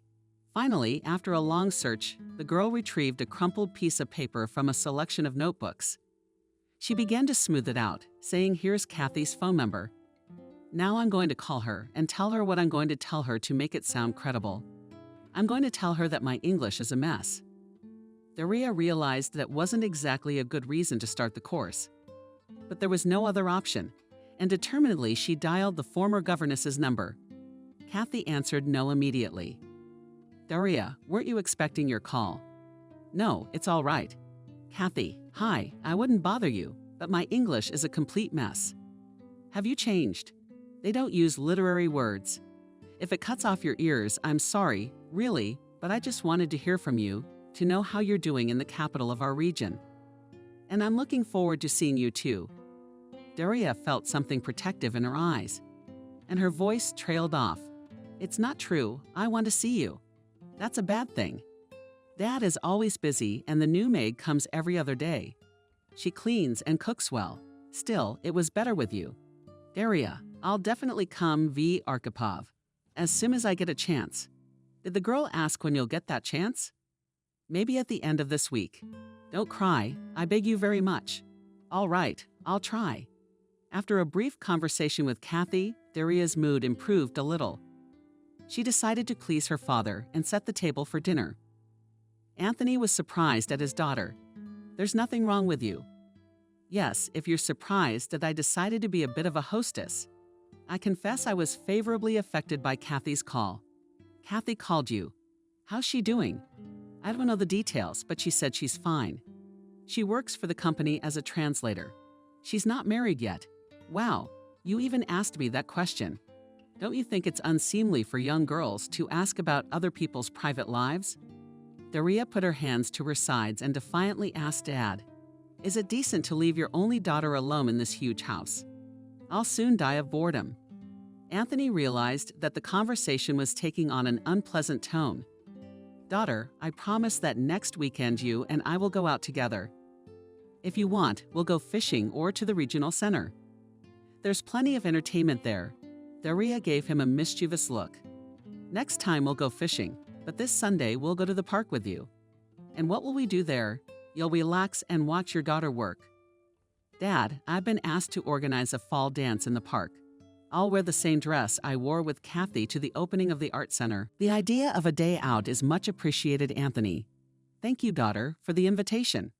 But you must realize that my person will attract unnecessary attention. Dad, is it hard for you to say a few words? No, it's not. Let's just say you've convinced me. Both father and daughter were looking forward to Sunday. The opening was scheduled for 11 o'clock, but Daria left the house an hour early. Dad, try not to be late, or you'll miss all the fun. The man watched from the window as his daughter gracefully walked through the puddles left by yesterday's rain. He had always loved this activity, and now he admired the girl with a thrill in his heart. Soon as a bird, she will fly away from this house. And you, Anthony, will be left alone, though he had long since given up on himself. But as the years passed, more and more often the thought came to his mind that it was wrong not to have a life of his own.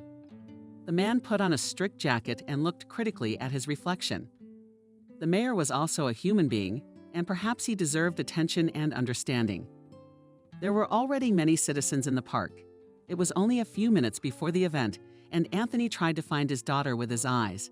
Suddenly, on one of the paths, he saw his daughter's face and waved to her. Strangely, his daughter did not respond to his greeting and even turned away. The man muttered, "What's the matter? Hasn't she noticed me?" His elevated status did not allow him to shout or take other actions that could be taken badly. So Antonio headed towards the road where the daughter had passed. He was greeted by the townspeople and responded to everyone with a smile and warm words. This distracted the mayor, who finally lost sight of his daughter. Suddenly, a woman's voice sounded nearby. "Maria, get out of the way. Can't you see you are disturbing the people?" Antonio turned around abruptly and froze in astonishment.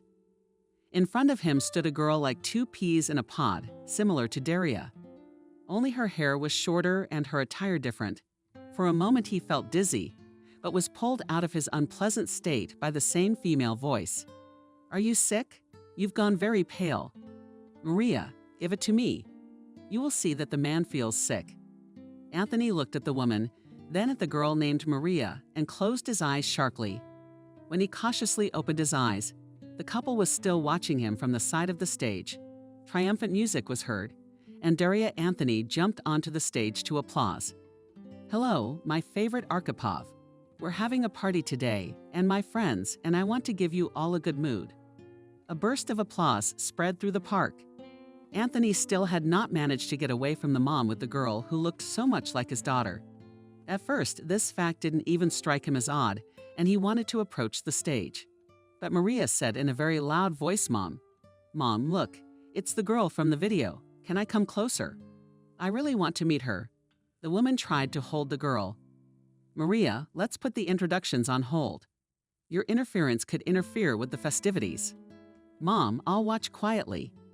"Don't you realize this is the girl who asked me in her dreams to come?" The woman was confused and looked to Anthony for support. It's a striking resemblance, isn't it? The hostess at the party looks a lot like my daughter. I wonder how old she is. Something very painful crushed the man's throat. He loosened the knot in his tie. "This is my daughter Daria. She turned 12 in May." The woman rejoiced, "And my Maria's birthday is in early June. She and I and another acquaintance are traveling to her city. And what exactly attracted you to this city? If it's no secret." The woman didn't have time to answer because the host invited the mayor on stage. Anthony walked back down the path, only in the opposite direction. Behind him came a murmur. He saw the mayor's daughter and that girl. She's a lot alike. The only way that could happen is if those young women were twins. The man had heard it all, but he had no right to reply to people's comments. There was no way for him to stop or leave the park. During the short drive he had made to the site of the next performance, Anthony had had time to change his mind, but he wasn't naive enough to believe in coincidence. Daria couldn't see or even guess what was going on down there by the ramp. She was enjoying her next moment of glory and reveling in the applause and appreciative crowd. When Anthony took the stage, he handed her the microphone, and she mentioned herself on the sidelines. Throughout her many years in a position of responsibility, Anthony realized that ordinary people appreciate more sincere words that come from the heart. He did not abuse the attention of the audience and briefly greeted everyone present. On this beautiful September day, I would like to wish all of you, dear compatriots, a festive atmosphere. And may all the homes of our dear city be bright and welcoming. The voices of his children rang out. The party continued, and Antonio began to think feverishly about what he should do next. His head was splintering with all sorts of thoughts. When he saw Kathy at his side, Kathy, Anthony, if only for a second, forgot everything because Kathy impressed him. There was something very different about her, as if she were a compressed spring. Kathy held her head high, her gaze straight and open.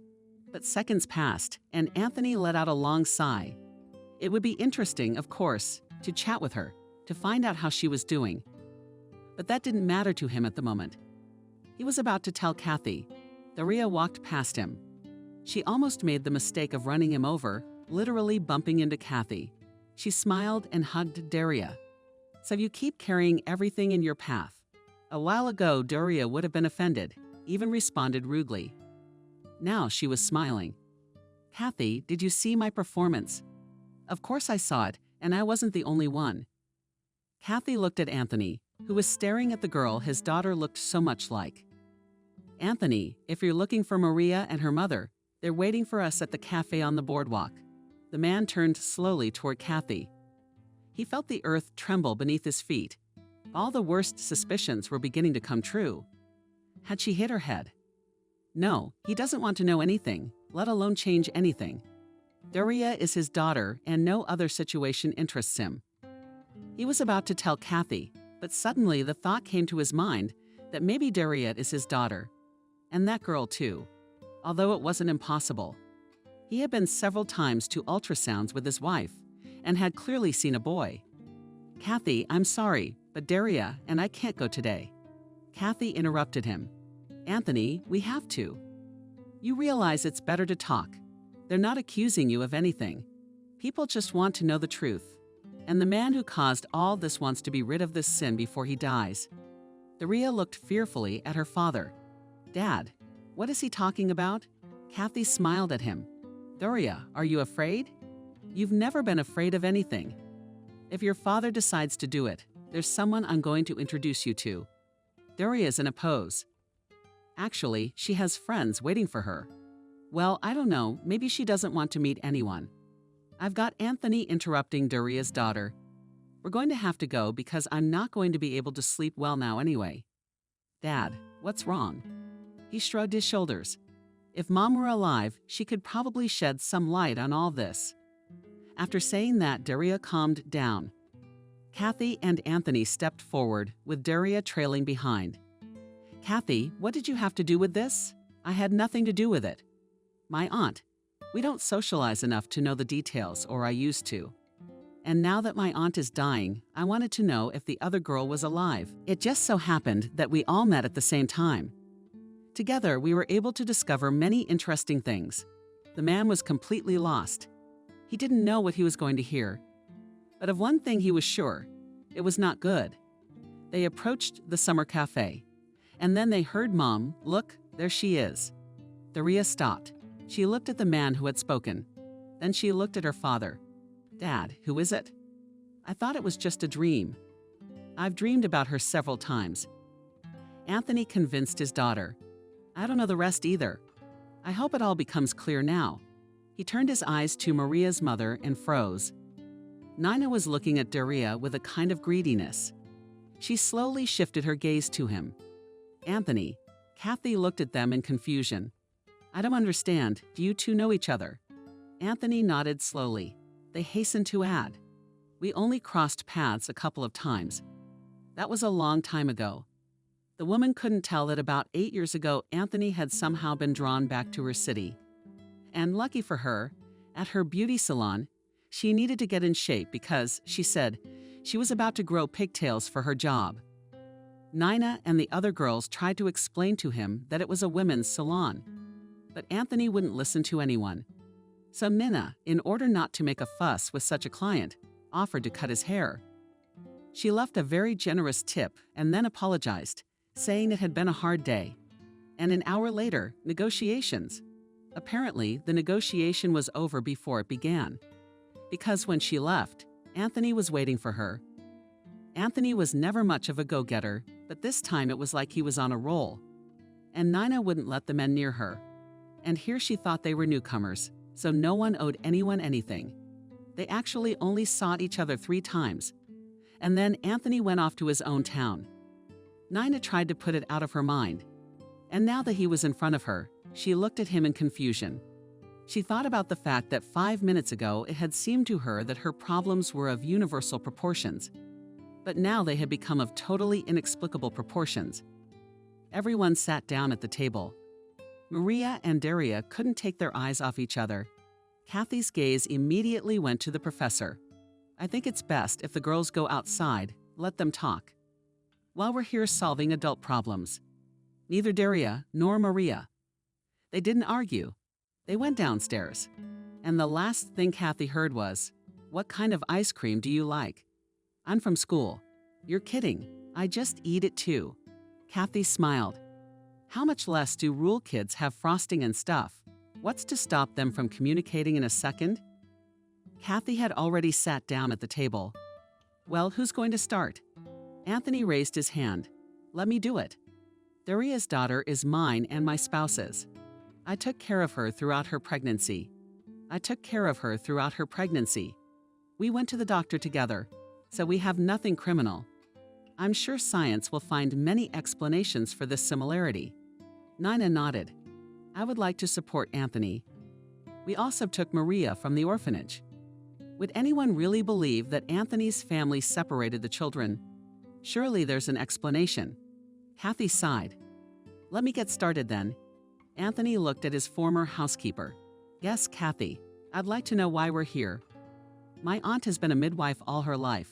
Nina listened attentively to Anthony, and as the story progressed, lowered her head. That's how she knew Adriana was capable of doing strange things. But in order not to tell her that her son had died, the man averted his gaze to the girls, who were sitting on the bench and talking animatedly. When they were side by side, the resemblance was entirely undeniable. Kathy finished, then added it so happened that my aunt's remorse and your meeting coincided. Now I can tell you that the other girl is fine. It's up to you to sue her or not. But she's not going to get a trial anyway. Anthony smiled sadly. Why would he sue her? She made a few people happy, at least for a while. Would the girls have been better off in an orphanage? Kathy stood up. Then I guess I'll be going. No need to go to Aunty's house. I'm sure you two have a lot to talk about. When she left, Anthony felt confused. There was music and voices nearby, and he looked at Nina, confused. What do we do now? Nina didn't have time to answer, because a loud, indignant voice could be heard nearby. Anthony, I've been looking for you. You can't just disappear. You've got the wrong status. Next to the table was Vanessa. At another time, Anthony would have been happy to see her, but not now. Vanessa, hi.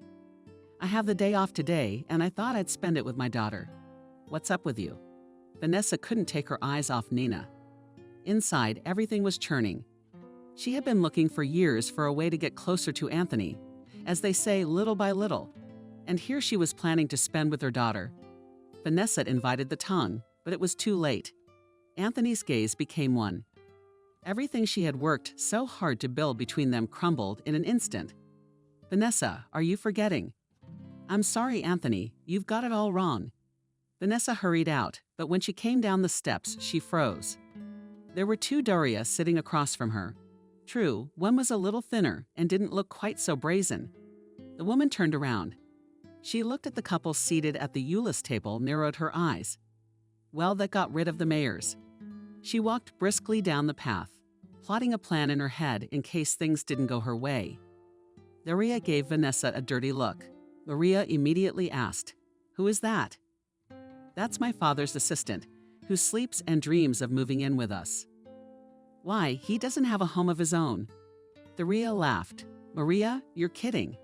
She wants to be the mayor's wife, that is, my father's wife. Maria even blushed, then burst out laughing. I understand that she doesn't stand a chance. I won't let that happen. Anthony finally looked at Nina. Hi, Nina. Hi, Tony. Nina averted her eyes in embarrassment. This was definitely someone she never thought she'd see again in her life. Then it all came up. Maria, the illness, her husband leaving her. Tony, for her, it was a breath of air, a kind of exercise. But Nina clearly understood that it was before exercise and nothing more. When they were saying goodbye, Anthony asked, "We'll see each other again." Nina then shrugged her shoulders. Why? We both get some rest, relax, and that's it. He nodded. He's right. At home, his wife and daughter were waiting for him. And all in all, frankly speaking, Anthony didn't realize how it had all turned out. It was as if something had hit him over the head, so he decided to forget it all as well. I think we need to figure out what to do next. We can't just leave because our daughters will have too many questions. And it wouldn't be right. They're twins. Nina sighed. They lived in peace. And here they were. She didn't understand how things would go on. How to explain to the girls that, although they were sisters, they would have to live in different cities and with different families. I don't know what's next. Maria is my daughter, and that says it all. Anthony looked somberly at Nina. Daria is my daughter, but that doesn't stop them from being sisters. Nina agreed and nodded. And the man asked Nina, "Where are you staying?" "I haven't been anywhere yet. I'm sure we'll be here for more than a day. Maybe you should come to our house. We have a big house, plenty of room for everyone. It'll give us time to figure out what to do next. This is awkward. What will your wife say? Adriana died a few years ago, so apart from the housekeeper, no one ever goes there." When the girls heard they were going to Doria's house from behind, they jumped up and down and squealed. Wistfully thought again that nothing would happen like before. In the evening, when the girls had settled into Doria's room, Anthony picked up the wine. "Nina, maybe we should have a little drink, so to speak, to take the edge off the nervous system." Nina nodded. They sat by the fireplace and Anthony spoke. "The biggest shock for me was that my wife didn't tell me anything. I lost my son, but I lived and knew nothing about it. I love Daria very much. She is my family. How could someone do this to me? And why? Why didn't she take both girls? For a while we thought we were never going to have children. We went to all kinds of doctors. The last one seemed to be a success. Adriana said when it was done that it was the last time. She said there would be no more attempts. Apparently it was out of desperation." Nina was quiet for a while. "When I took Maria, I was told the girl was sick and weak. I agreed to everything. I was going to treat her all her life. My husband was sterile, and so we decided to take the baby." Nina smiled sadly. Actually, it was his idea. "It took me a long time to decide. I kept thinking I wouldn't be able to love my baby. As the years went by, I accepted. When I took Maria in my arms, I realized that I was willing to do anything for her. Love at first sight." Anthony looked at her husband. Her husband lived with us for a while when Maria started to grow up. He left. He said he couldn't love her, and that I should choose Maria or him. Anthony gasped. How? How can you put such a choice in front of a person?" Nina shrugged.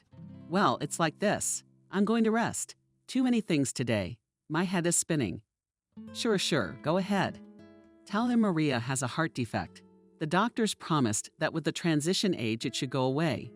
But for now, we're on medication." The next day, Anthony left while everyone slept. Vanessa greeted him with a cold smile. She couldn't contain herself. Next to Anthony, she saw only herself. And here was a complete stranger. "Good morning, Vanessa. Give me the details of the best pediatric cardiologist in the world." She closed the door behind her and the maid's mouth dropped open. "Is Daria sick? I wish she were. That's just nonsense." Vanessa immediately twitched. What a lot of thoughts were going through her head. She picked up the phone and immediately calmed down. Running errands for her boss was something she was very good at. Nina decided that they would return home in the afternoon. After all, it was possible to agree over the phone. What was there to negotiate? She wasn't going to change anything. Girls, they could be long-distance friends.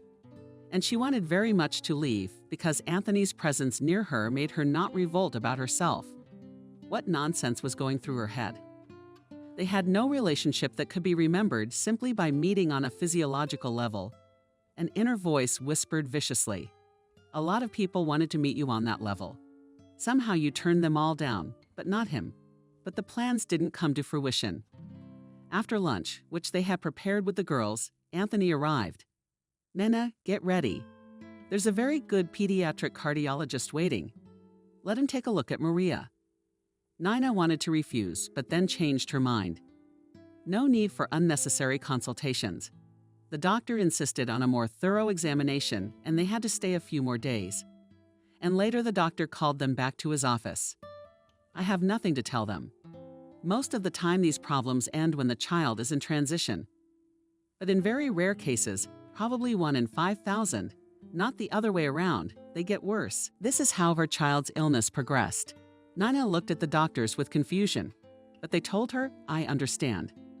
But if you doubt my competence, ask the attending physician to order tests, not to wait for everything to go away. What do? We have to operate. We can do it here. But you realize that the heart is not the stomach. It's too risky. If you don't operate, you don't have to operate. Maria will not die like in the soap opera. It's just that her lifestyle will be very different from that of her peers. And of course, any nervous shock, too much fatigue, and many other factors could be fatal. We can think." Of course, they left the clinic, and then Anthony spoke. "Nena, it's up to you, of course. But think about it. Such an opportunity to give Mary a chance to live like everyone else, to run. Have fun. I'm everything." Nina wiped away tears. She tried not to think about anything bad. In the evening, she talked with Maria. The girl's eyes lit up immediately. "Mommy, they're going to let me ride the highest carousel. Besides, Daria and I have decided to go climbing." Nina sighed. Her daughter was right. She wants to live a full life. In the morning during breakfast, Anthony was watching the news. Suddenly he froze. Nina froze too. She asked for the weekend for now. The housekeeper said she would at least cook to pay him back for living here. The local news was on TV, and they were showing their girls there. The announcer was broadcasting cheerfully. "It seems our mayor or his wife had a wild youth. It's not clear why we only know of one boy. The answer is simple." Just then, a cardiac clinic appeared on the screen. Where did Maria come from? The announcer's voice reached a climax. It's very simple. The second child is sick, and it seems that the parents have abandoned her. Before the announcer could finish, Anthony's phone rang. Sure enough, it was Stephen. "Anthony, what's going on there?" "Good morning, Stephen. There's nothing wrong. Do you watch television?" "Of course I do, and I will even prosecute the journalists for defamation. The governor has slowed down a bit. I'll wait for you at my house. As soon as you can leave." Anthony turned off the phone, sighed, "I have to go to the region." "Nina's angry," he said. "God, now you're in trouble because of us." "That's ridiculous. What's that got to do with you?" "It's a shame we can't meet Maria. Who would have thought? What kind of technology? I thought you had to be in the hospital for 6 months after heart surgery." Anthony was glad that Maria was okay, but he was also upset because he realized that there was no longer anything to keep them in this town, which meant they would have to part very soon. Anthony is very used to having 2 Darias at home. He knew the other one was Maria, but they looked very much alike. He got used to late-night conversations in the kitchen with Nina. He had not realized before how interesting Nina was. He had to stay in the region after a conversation with the governor, which, by the way, even brought them closer together. There were other pressing matters. Daria was not worried about Daria. She knew Nina would take care of everything, and she flew home as if on wings. It had been a long time since she had the feeling that a whole family was waiting for her at home. Anthony stopped in front of the door. Family? Yes, of course. Only now did he realize why everyone felt so good in the house. Because they felt like family. That's what it was all about. You don't have to make anything up. You just have to be a family. Nina would make the best wife. He really hoped the woman wouldn't reject him. It's not about her as a hostess and mother, but as a woman. But why did it take her so long to realize it? After all, from the very moment they had seen each other for the second time recently, he had already realized that he didn't want to let her go. And it wasn't even because of Maria. Anthony opened the door. It was unusually quiet in the house, and he entered the room. Daria was sitting quietly on the couch. "Hello, Daria, where is everyone?" Daria looked at him with tears in her eyes. "Dad, they're gone. They've gone all the way home. When we were like this, Dad didn't do anything to make them stay. You could have, I know, because you don't care about anyone or anything but your job." He couldn't find anything to say to his daughter, so he raised his voice. Daria calmed down immediately. Daria wiped her eyes. "That's right, Dad. How else could you hide your misdeed without yelling at the child?" Daria disappeared into her room. Anthony stared in confusion at Daria's door. In the evening, Daria did not come out of her room. Anthony knocked on her door. "Daria, let's have dinner." "Thanks, Dad. I don't want to." Neither did he. "Let's eat." Anthony had never thought he would be so lonely without Nina and Maria. He hardly slept at night. He wondered what Nina was doing now. Would she remember him? Daria went out for a quiet breakfast. Anthony couldn't help himself. "Daria, have you called Maria?" "How are they doing?" "She's doing well." "Dad?" Daria, yes, she had tea and got up before nightfall. Daria, Dad. The daughter's gone. Anthony felt like he was to blame for her. And not just her, but everyone. He pounded his fist on the table. "After all, I'm a grown man and I can afford to do whatever I want." He caught up with Daria already at the school gate, stopping beside her. His daughter looked at him in surprise. "Something happened at Dad's house. Are you okay?" "Yes, but not today." "It in the car. Why? Where are we going?" "We're going to Nina and Maria's." Daria stared at him for a few seconds, then got into the car and hugged her father. "Dad, this is the right thing to do." Nina prepared the tea, put the cookies on the table. "Maria, the tea is ready." The daughter went into the kitchen and sat down on the sofa. "Mom, I really don't want tea." "Maria, you have to eat well, and now you don't eat anything." Maria picked up the cup and took a sip. "Mom, when do you think Daria and I will see each other again?" Nina was confused. She wasn't ready to answer those questions now because her soul was bleeding. "I don't know, my child. There are some circumstances. These circumstances are you and Anthony." Nina was embarrassed. "No, of course not. It's just that life is a very complicated thing." "Mom, life is complicated, of course. But I think adults like to complicate things even when they're simple. We saw that something was going on between you, and you pretended it wasn't so." Nina stroked Maria's head. "Daughter, when you grow up, you will understand. Anthony is the mayor. He's in the public eye. He's a different kind of person, if you can call him that. His family is on TV a lot. You and I are so different. Such different people, anyway. There can't be anything in common." "Mom, that's not right. It's people that matter, not where they work." Nina didn't have time to answer because the doorbell rang. "Mom, I'll get it." Nina nodded. She got up and looked out the window. How strange. They had the same car as Anthony's in their yard. She hadn't seen it before. Maybe it's not our head. Oh, those chimeras. "Hello, Nina." The woman shuddered. Slowly, she turned around. Anthony was standing next to her. "Nina, I couldn't follow you. Marry me. We'll have 2 daughters and the happiest life in the world." Nina couldn't say anything. She looked at Anthony and tears ran down her cheeks. Then he held her tightly against him. "That's it. Say no more. 2 hours to pack. We'll figure out the rest later." Vanessa dialed Anthony's number for the umpteenth time. She hated it when the mayor was out of sight. Of course, she had no right to control him, but every time he disappeared for even an hour, she thought it was from another woman who could pose a danger to her Vanessa. Finally, Anthony picked up the phone. For a few seconds, Vanessa heard rustling sounds. Then Anthony finally said hello. "Vanessa, is something wrong?" "No, but I need to know where you are." "What if something is wrong?" Vanessa listened clearly to every sound coming through the phone. "I'm in the city, Vanessa. I'm at the door of the registry office."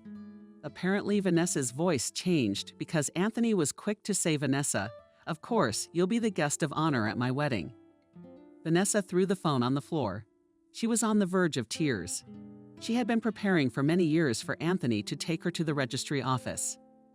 2 months later, the governor himself visited her town. The occasion was important. The mayor of the city was getting married. The occasion was grand. And when Anthony told Stephen that he and Nina didn't want a lavish celebration, Stephen was outraged. And there's more.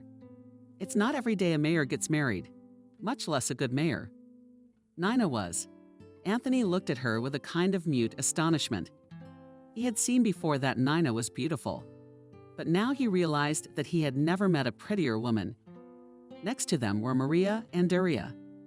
They wore the same lush dresses, and people whispered. No one could understand how people who were about to get married could have girls who looked like 2 peas in a pod. I now pronounce you man and wife.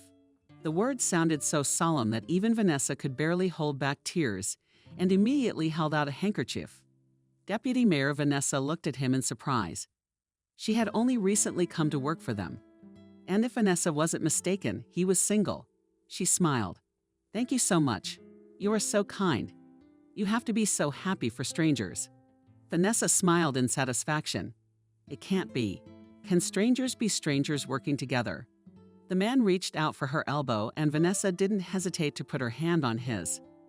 There must have been so much happiness in Anthony's new family that there was enough for everyone around them. Subscribe and click the bell. And the airport of a major German city brought a short woman into the crowded spaces of glass and concrete. Alarmed, she looked around and realized that no one was there to greet her, even though she had been promised. Confused, she stopped, not knowing how to make a phone call. She took a Russian-German phrasebook out of her purse. She turned to the policeman. But suddenly, she saw a tall young man approaching her with a blonde woman on his arm. Relieved, she sighed and walked towards him. The man spoke with a noticeable accent. "Good afternoon. Kathy. I'm very glad we've met. I'd like you to meet my sister. She's your future mistress." He nodded his head toward his companion and kissed the guest's hand. "Nice to meet you. Nice to meet you. Thank you for meeting me." A little confused, I replied Kathy. "Sorry I'm late." Michael's hands went wide. He picked up his suitcase, headed for the exit, and the women followed him.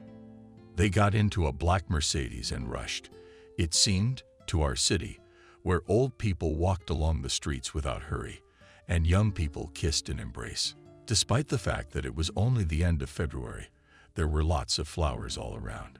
It was as if winter had never visited here. "What do you think of our place?" Betty asked, and a smug smile appeared on her face. "A real German town. I like it very much." The guest answered enthusiastically. "Such old buildings are clean and beautiful." "We like it here too," said Smith. "Life is better in Germany, although sometimes it seems a bit too pretentious." The house of Barbara, whom everyone simply called. Betty was furnished with elegant furniture. Everything here was a perfect testimony to the good taste of the owners. The waiter brought breakfast, salad, meat, and coffee. The guests involuntarily admired the well-groomed and delicate face of the hostess. Perfection of features, but could not determine her age. Her aura eyes, even while smiling, emitted a cold gray-blue light, peculiar to people of a very mature age. "It's a lovely day," said Kathy, meaning that everything was going well so far. She had come here on a business invitation and would now be working for this charming lady. After breakfast, they went to see the office in a computerized office where everything knew its place. Everything was provided for fruitful work. Kathy's eyes lit up with delight. "That's wonderful. Did you hire a good designer? We've worked hard for you. You will be not just a secretary, but my right hand. We are interested in connections with firms in Russia." Smith said inspirationally, "We hope that our firm will gain momentum with your arrival." "You're exaggerating. I was very anxious when I came here, but there is no way out." "Yes, your situation is difficult. My family's not so lucky. My husband and I worked in a factory, both with higher education, but the downsizing started, and we lost our jobs. My husband started working as a cab driver and I became a stewardess. And then I quarreled with a woman on board an airplane. And I was fired immediately. Yeah, that's terrible. Who was the woman? I think it was my mother. But she had this weird reaction to what I said. You know, maybe I'll tell you about it later, but I can't right now. Tears came to my guest's eyes. But you will. We don't insist. I understand, I said to diffuse the anger. It seems sympathetic, but in the eyes reflected unwillingness to listen to a woman. But that's not the point. It's a shame my son was the victim of a $5,000 scam his wife put on him after the divorce. They had a little Dutch flower business, so his daughter-in-law charged him for the whole debt. You know, you can't make that kind of money here. It's hard, but we'll help you any way we can. Thank you, Michael. I don't know why, but on the airplane, I believed you. I felt you were a good man. We're already Slavs, brothers from the same root. Good. If that's the case, here's your first assignment, Smith said impatiently. Here are the papers. You work in any program. I know everything. All right, sit down. We'll do it all. You can rest when you're done. What do they say? I feel at home, but don't forget you're a guest. Thank you. You speak Russian pretty well yourself, the woman said. I got a degree from Moscow University. You graduated from Moscow University. Yes, law school. It was a fun time a long time ago. Okay. Goodbye, he said and walked out. Kathy looked around the room and involuntarily thought that people live. I'm on the 5th floor of a paneled house. For 20 years, the roof has been leaking. How many do not get along with him? All for nothing. The ceiling is stained. Went to the neighbors, offered to fold and set up a mansard over the house. But nobody wants to listen. And I mean, what's the money to build with if you can't afford groceries? Betty was bent over her papers and didn't notice Smith come in. He sat down. He looked through the papers. Is there anything wrong? Asked the woman, concerned. Everything's just as it should be. Thank you. You have one more task, he said. I want you to solve this case. He put the paper in front of the worker. I'll do it all. Solved it all. Everything's fine. But your eyes are cloudy. I'll get used to it. It can be fun. It's a lot of work. We're up and down from morning till night. Kathy, she washed the office window. The new boss asked her to do it. She looked out into the street where beautiful cars were coming and going. Opposite, there was a huge supermarket and a stall next to it. There, the fruit was displayed on the street, volatile. Bananas, sunny, shining oranges and tangerines fat. Large berries of blue and green grapes glistened, and fluffy kiwis were snoozing in small boxes, groveling apples. There were many more exotic fruits. Names and flavors Kathy didn't know about. It was like the Garden of Eden in every season. Anything could be bought. Smith entered the room, he said with a smile. Finally, there is a mistress in the house. The window panes are shining. I'm glad you like it, Kathy replied. I look out the window and can't help but admire it. How beautifully organized is your place. Patience and hard work will overcome everything. Kathy jumped from the table, jumped up, and grabbed her lower back. What's the pain? Do you need any medication? The man asked impatiently. It'll go away. How long have you had it? Yeah, I had a bad trip. I've been having some after flights. Tired or something? No, not tired at all. Tired of what? I have to work and work and work, so you don't get bored in a foreign land.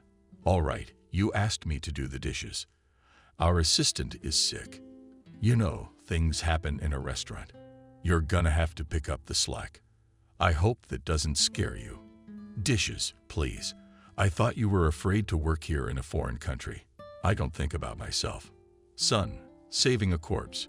You've outlived your usefulness. How old do you think I am? 46.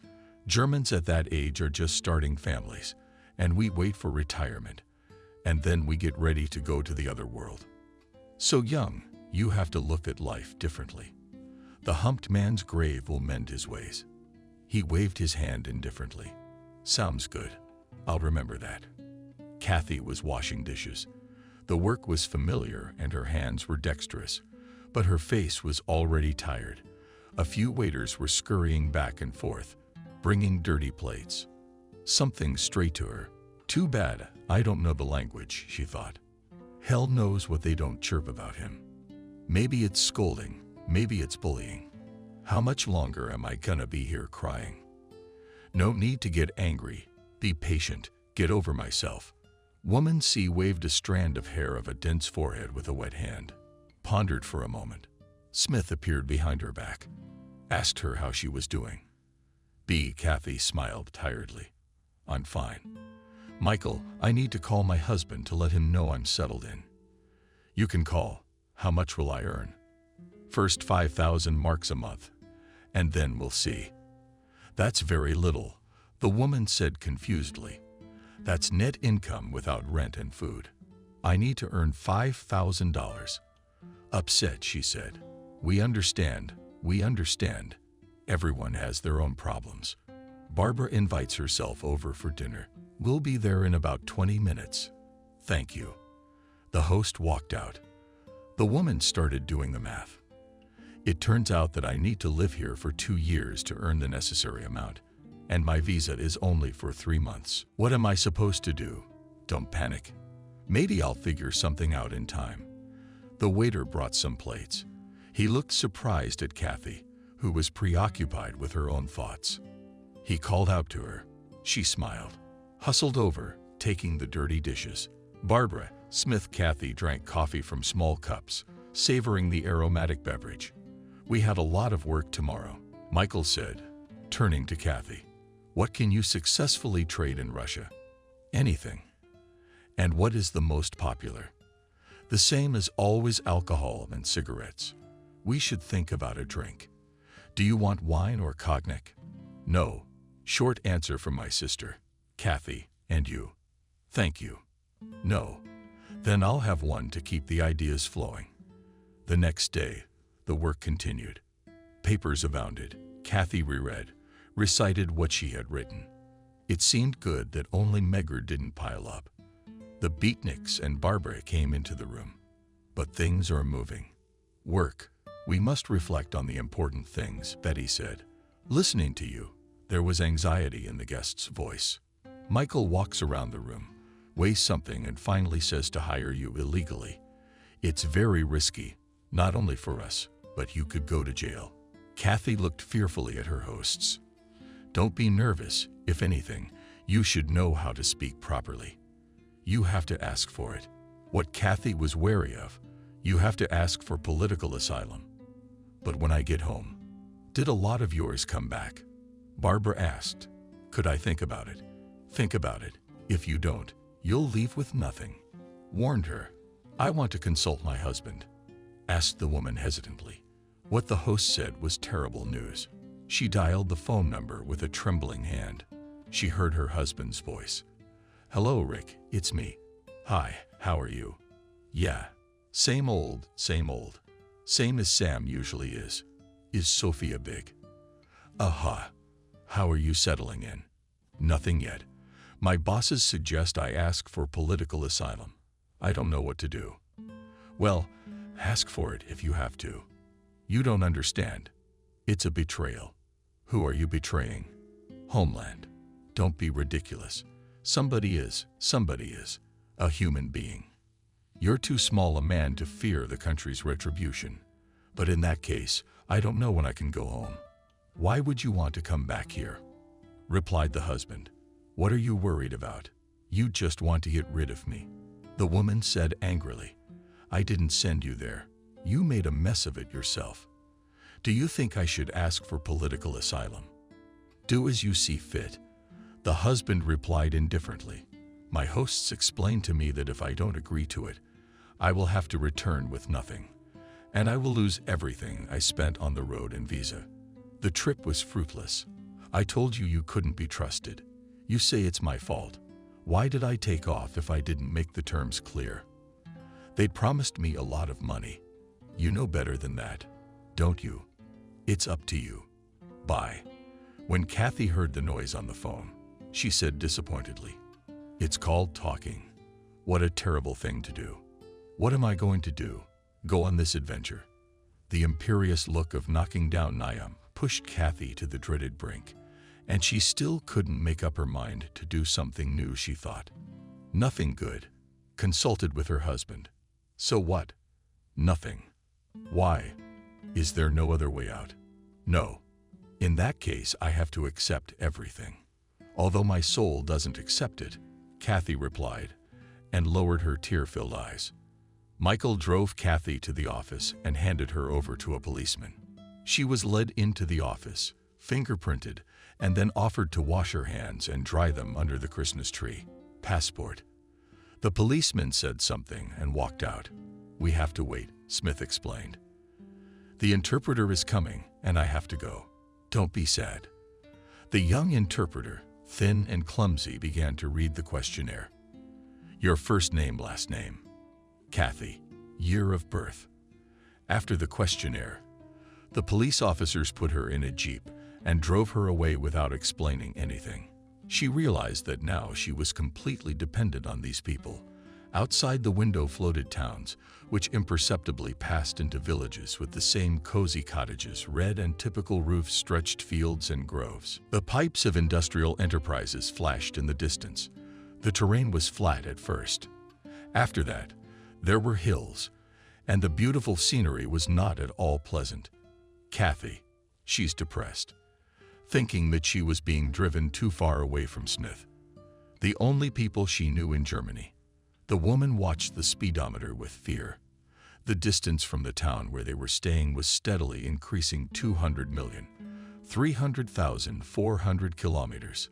Behind a metal mesh fence stood several pink buildings, a camp for foreigners who had requested political asylum. Kathy was led through a passageway into an office where two clerks sat. The pretty damsel in distress took the camera in hand in a friendly invitation. Please have a seat. She snagged herself under the lens. In a few seconds, the picture was ready. A full German woman with indifferent eyes behind her glasses pasted it on the pass form. This is your document. She handed over the pass. Thank you, Kathy replied confusedly. Where do I go now? It says here. The room Kathy had taken up residence in was like a cheap hotel room with old furniture. She set her things down, looked in the empty closet and refrigerator, sat down on the edge of a chair, said to herself, German paradise exists only for the citizens of this country, and people like me are superfluous. A feeling of sadness seized her soul. Tears came to her eyes, but she tried to calm herself. She took a photograph out of her bag and set it on the table. Her own eyes, those of her son and granddaughter, looked at her cheerfully. A woman's curiosity made her step out into the hallway, where she ran into a swarthy, dark-haired man and woman who said hello to the first and asked the newcomer, Where from? From Russia, Kathy replied. And you're good to be around. And there was envy in the woman's voice. Why do you think so? Do you have any hope of staying here? The Germans treat you with understanding. Did you give them your passport? You should have hidden it for nothing. They would have issued new ones. I didn't know. We didn't know anything at first either. Where are you from? Kathy asked. Georgia. And how do you like it here? Nothing definite. We live in suspense, afraid of being sent back, afraid of everything. But there is hope. Few people are lucky. You have to be able to convince a German that you really need asylum. Otherwise, what's there to say? Are you allowed to go out in the city? Yes, but you have to come back at night. If you want to stay somewhere for a day or more, you have to inform your superiors. Do they give you linens, or do you have to have your own?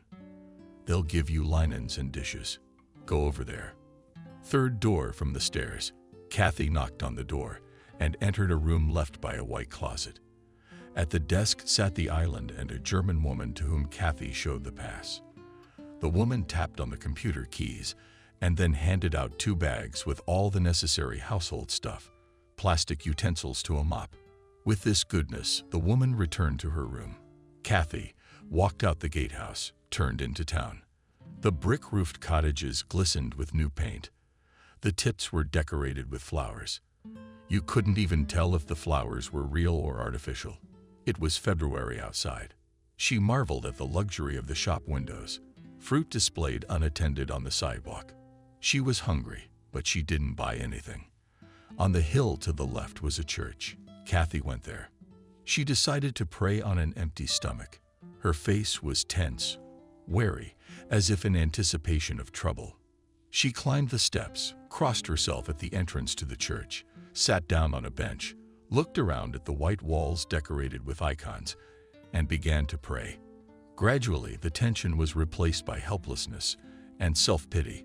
Tears ran down her face, bringing relief and peace. In the courtyard of the Kathy camp, passing by two young men, she heard them speaking in their native language. She said hello to them. "Hello, fellow countrymen." They responded in a friendly manner. "Where are you from?" "From Krasnoyarsk," Kathy replied. "And I'm from Moscow." "And my friend from Vyborg," said he, nodded his head in the direction of medium height. "How long have you been here?" asked Kathy. "Yes, bored," replied the blonde. "And how long does it keep here?" "Who's as lucky as you are? Some of them have been here for weeks." "In that case, we should get acquainted," a woman offered. "My name is Ethan." The blonde one said his name. "I'm Benjamin," said the other one. "How do you like it here?" asked the woman. "Not good," said Ethan. "No work. They're overstocking me with old stock. No one here is interested in my higher education." "What's your specialty?" "Mechanical engineer." "I'm a construction engineer, but you must have worked somewhere." "If there's old stock," Kathy noticed. "I worked illegally on a Greek construction site for almost 8 months. And then I got caught. Had to apply for political asylum. They brought me here. I only worked 3 days. My bosses didn't even pay me anything. They offered me to give up right away. They said they didn't want to get in trouble for your illegal work. And they lured me with promises." The woman said with resentment. "Everyone looks after himself first and foremost," said Benjamin. "You have no one to take offense at." "You're the one who came here," said Ethan. "How can I run away now?" asked Benjamin. "Across the river. There's a Pole who drives in Moldavia. A lot of them get here that way. They shouldn't come here. You can't get a black job here. Without work and money, there's no life," Ethan said. "What do you mean black jobs are illegal? We're not authorized to do that kind of work." As the group approached, a stocky Negro stared at the woman. "Hello, hello," he said, stretching his lips in a smile. "Hello, hello, more dasty stump and get out of here while you donkey." The Negro walked away disappointed, but he still managed to wink meaningfully. "What are you getting on him?" She was surprised. "He's a dangerous guy. Stay away from him." "What a conversation we're having." "What kind of life is such a conversation?" Benjamin summed it up. "There's a white woman coming from the gatehouse, a blonde in her 40s. That's Kelly. You two haven't met yet." "No. I'll introduce you." "Hey, what's up?" Kelly asked. "Here's the new girl. Nice to meet you." Kelly gave a friendly smile and turned to the men. "What are you guys doing today?" "We're going to look for a job," Benjamin answered gloomily. "Though I know it's a waste of time." "You're not looking for a job. You're looking for a bride," Kelly said. "All your problems will be solved at once. No German woman would marry a beggar. They're all about calculation. You women are lucky. The Germans marry you willingly. Are we so divided that we spend time together with you in the same palace?" Kelly smiled. "We'd go completely wild without you," Ethan said. "You're a comfort." The men said their goodbyes and headed into town, but the women stayed behind. "Have you eaten?" Kelly asked Kathy. "Not yet." A short Caucasian man with an intelligent face and gray hair walked by. He said hello. Kelly whispered an explanation to Kathy. "He's a professor who came to Berlin for a scientific conference and asked for political asylum. He's smart. He'll be able to come up with an important reason and stay here. And if the professor is scattered," Kathy said in surprise, "then we sinners have nothing to be embarrassed about. A man seeks where it is best. I think it's time we had a little refreshment. How's the food here? It's not very good.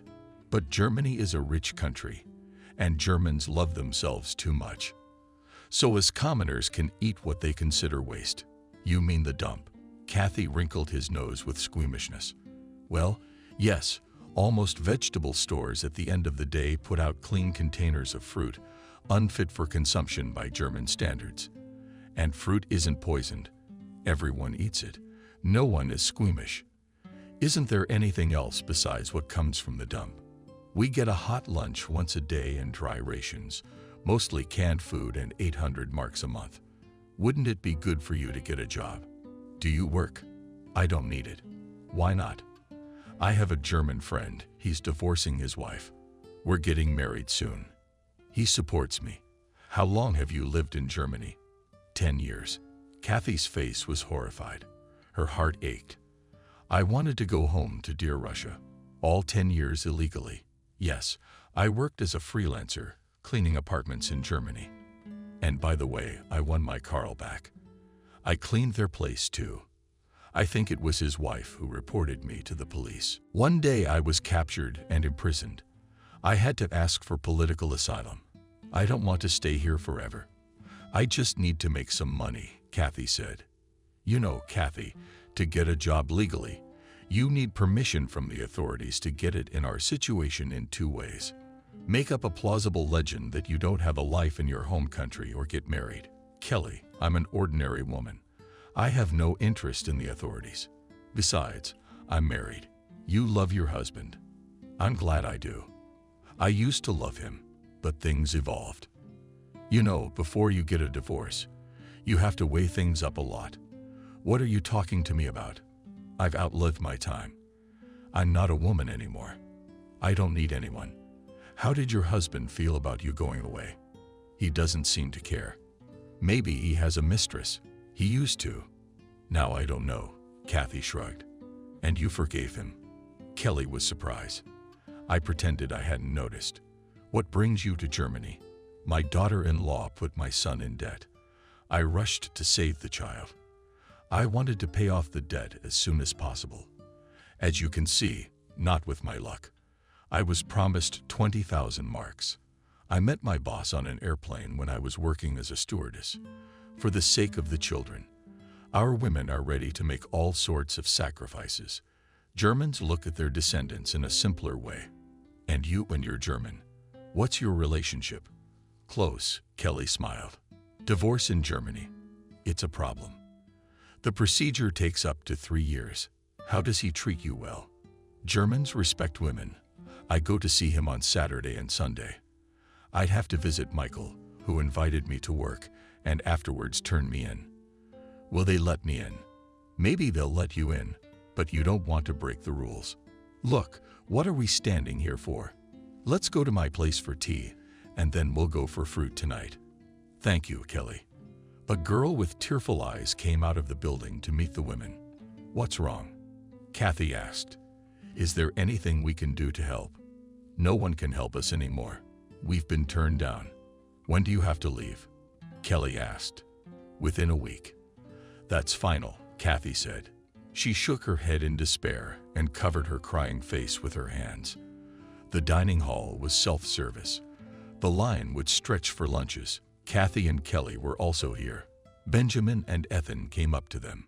Did you girls get in line for us? Sure did, Kelly replied. The tall Negro waved his arms and shouted something. They're with us. No need to yell, Kelly reassured him. How's the work going with the boys?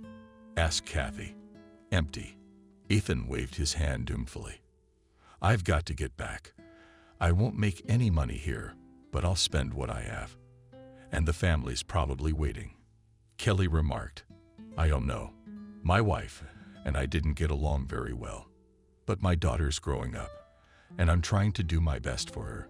They put their plates of soup, rice, side dishes, and sausage on trays, plastic cups of yogurt, and sat down at the table. Kathy sighed and wrinkled her nose. What kind of salty soup? I don't like that kind. The chef here makes this dish on purpose so you don't have to ask for more, Kelly smiled. Benjamin, why are you so gloomy today? I'm hungry, we'll talk about it then. By the way, there is a case, we'll discuss it after lunch, Kelly suggested. Ayla, Ethan, Kelly and Benjamin left the dining room. The girls are invited for a beer, said Benjamin. Kelly answered with pleasure. They went to the next building. Benjamin had a chicken and skinned room. There were many empty beer cans on the table. The host, with one motion of his hand, sliding in the empty containers, set down 4 bottles of beer and invited a treat. Thanks good-naturedly, Kelly said. The stolen beer didn't stand well, Benjamin replied. Germans don't like thieves. Girls, I'll have some cosmetics. Maybe you can buy some. My German gives me cosmetics. Kelly refused. And I'm still too poor. Kathy said no. Too bad. I was really hoping for you, Kathy suggested. Does she have money? Kelly suggested. And I'll try, said Benjamin. By the way, Kathy is your countrywoman. Kathy said to Kelly from the beer and beer from the bottle. I came to Germany on an invitation to dance. In a bar, stripping and stuff. Now she's getting married, I think. Anyway, she's got money. I should meet her, Kathy said thoughtfully. We'll get to know each other. But she doesn't like to talk about her past. What's in store for all of us? Kathy sighed. We'll see, Ethan replied. Kelly and Kathy walked into the yard of the vegetable store and saw 2 large plastic containers. Bananas were piled in them. According to Kathy's impression, they looked good. Only some blackness had been removed. Do we have decent bananas at the market for $1 a piece? Kathy remarked. The Germans are very careful about the quality of their food. There's a dark spot. It means the banana is rotting and not fit to eat. Didn't we know where to look for good food? Kathy smiled, putting bananas into a cellophane bag. You can make a good life. Where are you from? Tbilisi, beautiful city. The best city on earth. The women, engrossed in conversation, did not notice that a German came out on the porch and hissed squeamishly. It was all right. Kathy looked up, met the contemptuous look, and asked what he said. Let's go. And let him suppress with his bananas. Angrily, Kelly said, I'll take you to another store. Kelly served tea and brought bananas. The women were united by their unsettledness, though hostess and guests smiled at each other in a friendly way. Sadness wrapped their eyes as well, and they could only talk about what they were most concerned about. I came here to earn money, but I have to sit behind a fence and wait for manna from heaven, Kathy complained. I don't call home. I don't know what to tell my folks. Do you need to get a job? Where am I gonna find a job when even men can't get a job? Let me talk to the foreman, Kelly suggested. He's sympathetic. Can you work as a painter? I can do it. I always do my own repairs at home, answered Valia readily. He heads a team that does small repairs. That would be great. And how could your legend come up with anything? The Germans need a certificate. Where do I get one? So you're gonna sit through the return. Kelly warned me. What can I do? You have to think. Come to your friends. They might be willing to help. I think we should go. Michael said to Kathy calmly. Who would have thought it would happen like this? It used to be that papers were done quickly, and people started new lives. What am I going to do? The woman asked confusedly. Don't be nervous. Our contract remains unshakable. Go back. The job is waiting for you. What if I get rejected? Well, that would be bad luck. But let's hope for the best. I'll call you. Thank you. I have to get back. Don't worry. Kathy, be patient. The woman returned to the camp. She was depressed that the circumstances were so bleak. She looked out the window at the foreign land with sadness. The manicured fields of the city's settlement floated by. At one of the stations, a not young man and woman entered. They were talking to each other in Russian. Where are you from? Rejoiced? Asked Kathy from Russia. Smiling, the woman replied, We are from the Volga region. Long time in Germany. 9 years. You speak Russian all the time. It's a habit. The man replied. How do you like it here? But we miss our homeland. The woman replied. We have friends and relatives left there. And how are you in Germany? I came for 2 weeks to earn money, but I turned into a prisoner. All immigrants go through this now. Be patient. The woman comforted Kathy. The German punctuality didn't work out. The train is late, the man remarked, glancing at his watch. How alarmed Kathy was by 5 minutes. I'm not going to make it to the next train. I'm not lucky. Don't worry. The man got up, went to the end of the carriage and returned with the conductor, explaining to her that the woman was late for the next train.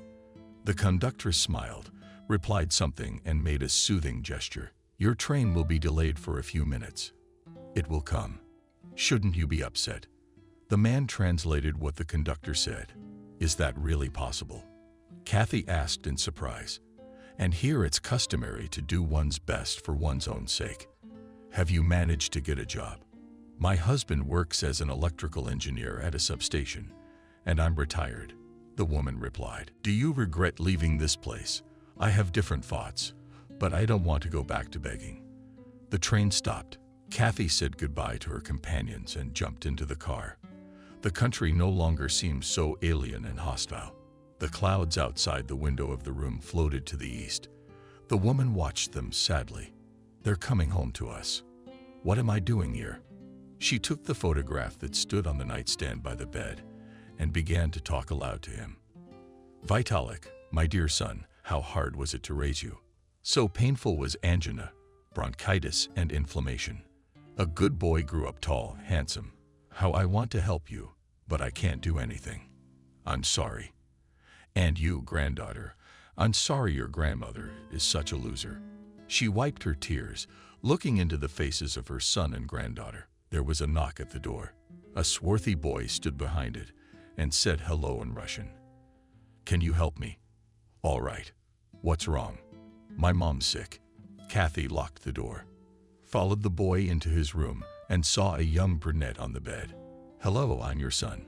Thank you for coming in. I'm Christina. Please sit down. Kathy sat down on the chair, slipped the boy's name, and said my name. Nice to meet you. I noticed you a long time ago. You're beautiful. What beauty? Are you sick? Yes, sciatica. We're poor. Please take my William with you when you go bananas. I will. Thank you. Where did you come from? Kathy asked. I married an Orthodox Christian from Azerbaijan. I changed my faith when my husband died in a car accident. I couldn't bear to live. They say that everything passes, Kathy said. The saddest thing is that I can't get rid of the bad luck. Come and play outside with me all day long. The boy was happy and slipped out the door. Your son is kind, obedient, attentive. She praised the boy, and the child is like a child. I didn't want to talk about him. I was going to Germany to get married. I met a German and went to visit him at his invitation. But he didn't like us. He looked at how much we ate, and the boy is growing up. He has a good appetite. He needs to eat. I had to come here, but my nerves didn't hold up. My spine ached the next morning. I took some painkillers. I'm waiting for my father's pain. I'm a doctor myself. I know that spinal pain is not something to be trifled with. If you need help, you call me. I warned you. Thank you. Will you please look after your son? What if something happens to me? Christina asked. Don't worry. Let's hope for the best. Do you have children? One son is grown up. I envy you so much. Did you get to raise your son? You know, little babies, little squirrels, and big babies, big babies. I'll be sure to take your William if we go bananas. Don't worry, it'll be fine. I'm good with kids. I already have a granddaughter. Kathy and the boy were returning from the store, carrying cellophane bags of fruit on this clear day with a short spring sun and a cloudless sky. The foreign town lives with its own worries. The boy looked around curiously with appetite, eating a banana. Why do the Germans throw away such delicious bananas? He asked. They have too many bananas, and they don't have time to eat them, replied the woman. Lucky me. And do you know that today is the first day of spring, and after that it will be summer? Do you like summer?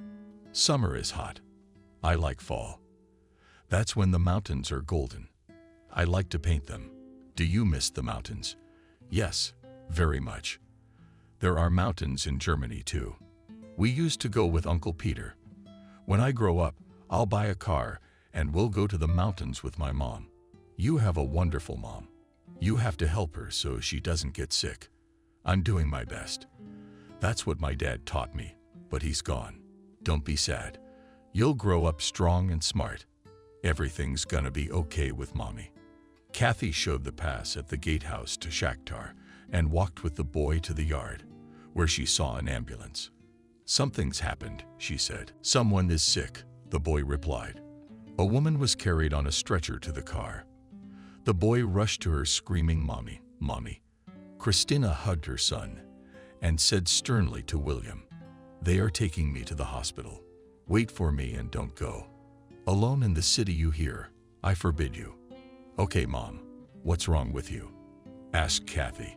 "You went, and I tried to get up, and I realized something bad had happened, and I couldn't get up. Good thing a neighbor came by to check on me, so I called a doctor. I probably would have died from the pain. Let William stay with me." "Thank you, Christina. I've already made arrangements with the neighbor. Her David is a little younger than my son. They're friends. The boy will stay with them." "Thank you very much. Mom, I want to come with you." Through tears, my son asked. "Son, be a man," strictly said the mother, kissed her son goodbye, and she was taken away. The boy exclaimed, wiping his eyes with his palms. Authority, the woman took his hand and led him away. Kathy stared at them confusedly. She felt responsible for the boy's fate. "Hi," Benjamin said to her. "Why are you so upset?" "Yeah, they took the women to the hospital. She had something wrong with her spine, and the son is left in the care of strangers. Things are bad, but you and I are still alive and well. I have a bottle of champagne. Let's go to your place and dispel the sadness."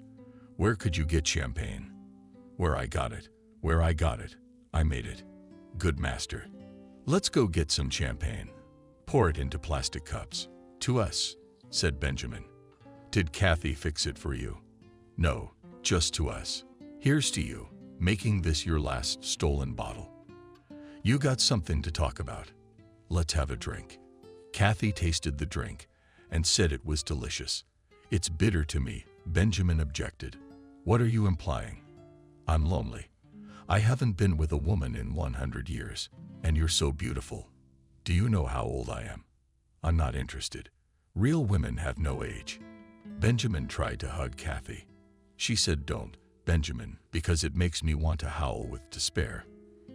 "In that case, let's have another drink." Benjamin sat down on the floor and sang the song, "I've been looking for you everywhere." Then he took a bottle of perfume out of his pocket and gave it to the lovely lady as a little present. "Thank you. I don't accept stolen goods. Don't insult me. This perfume was advertised today by some company. They were giving it away for free. I took it, thinking of you now, thinking of you a lot." Benjamin wrapped his arms around Sutton's waist and knees and fell silent. The woman invited his hair, something wrinkled on the top of his head, and asked Benjamin, "I'm in a nasty mood. Let's forget everything from the heart." "No, we never talk about it. My son is almost the same age. What Slavs lack is stiffness. Be well, Benjamin, you'll have everything. Women and children. Just be careful of foolish temptations." "Kathy, you look a lot like my mom. You look younger, though." "Where does she live?" "In the country, where women age faster from hard work. We civilians love ourselves more. It's a pity you don't love me. In a brothel, it costs $100. "Benjamin, I can't listen to you. Take an example from Ethan. Behave yourself." Benjamin's face lit up with mystery. "I get it. Ethan, do you like it better? I'm a cold old woman. I don't need anything. I'll go. Maybe she'll understand me." Benjamin went out. Oleg looked bitterly out the window, then went outside.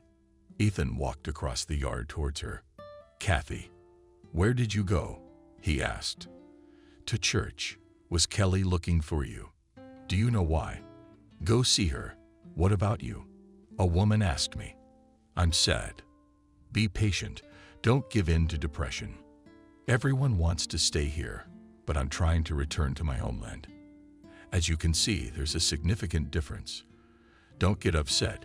You'll get rejected and go back to your home country. I bought a car. It's parked in Hamburg. I have to pick it up and get out of here. Leave the address, Kathy smiled. I will. I'll write down your phone number and address. Will we meet sometime? Ethan took a pen and notebook out of his prized pocket, wrote down the necessary information, pulled out a sheet of paper and gave it to the woman. You're going home. Give me a warning. I asked Kathy. I will. Good of you to stop by. Kelly was happy to see me. Kathy, Ethan told me you were looking for me. I talked to the foreman, and he promised to hire you. Really happy? Kathy asked. 30 marks an hour will do you good. It's a bit of a gamble. Inactivity was killing me. Thank you, Kelly. You've made me very happy. Yeah, good. Hey, have you heard from Christina? Kathy asked. Did she have spinal surgery and how did it go? But it seems fine. Maybe she'll get lucky on this one. Poor woman. What can you do? Women are condemned by God to suffer from birth. We have to put up with it. We do have more suffering, but we also have more joy than men, Kathy pointed out. It's getting warmer outside. It's spring. We hardly ever have winter here. When it gets warm, I'll have nothing to wear. She bitterly remarked she'd found a problem. I'll take you to our mouth to find something to wear. Where to? Kathy asked again. I'm not going to the dump. I'm squeamish. Stop wondering. There are good things there. You can find a TV or other appliances. We're not arrogant. We've got Uncle Rockefeller Kelly pushing a noble lady to the dump. I'm sorry. I didn't mean to offend you. I interrupted my friend Kathy. I'm not the offending type. Okay, I agree just out of interest to go for that. As you said, fought, reminded Kelly. And so they set off. The now familiar professor showed up. He said hello. Hello, Professor. Did you have a good trip? Kelly asked. Very much so. Good luck to you. The women turned to the hole in the fence, climbed through to the latitude area. Let's go under the shed. There are bales of clothes there. They won't swear at us. If anything, we'll apologize, saying we got lost. Kelly replied with a laugh. There were indeed large bags of clothes under the awnings. The women began to pull out and look at jeans, triple-decker sweaters. How did I get you in this? Kelly to her chest, a sweatshirt with yellow and brown stripes. Tigress, and you're about this approximately. Kelly threw Kathy a colorful dress. Oh, that's something gypsy. Too bad we don't have a mirror. Next time we'll bring a mirror. Kelly laughed. Look, men's jeans. Maybe they'll fit my husband. I guess they'd be like brand new. I told you so. Kathy bent down.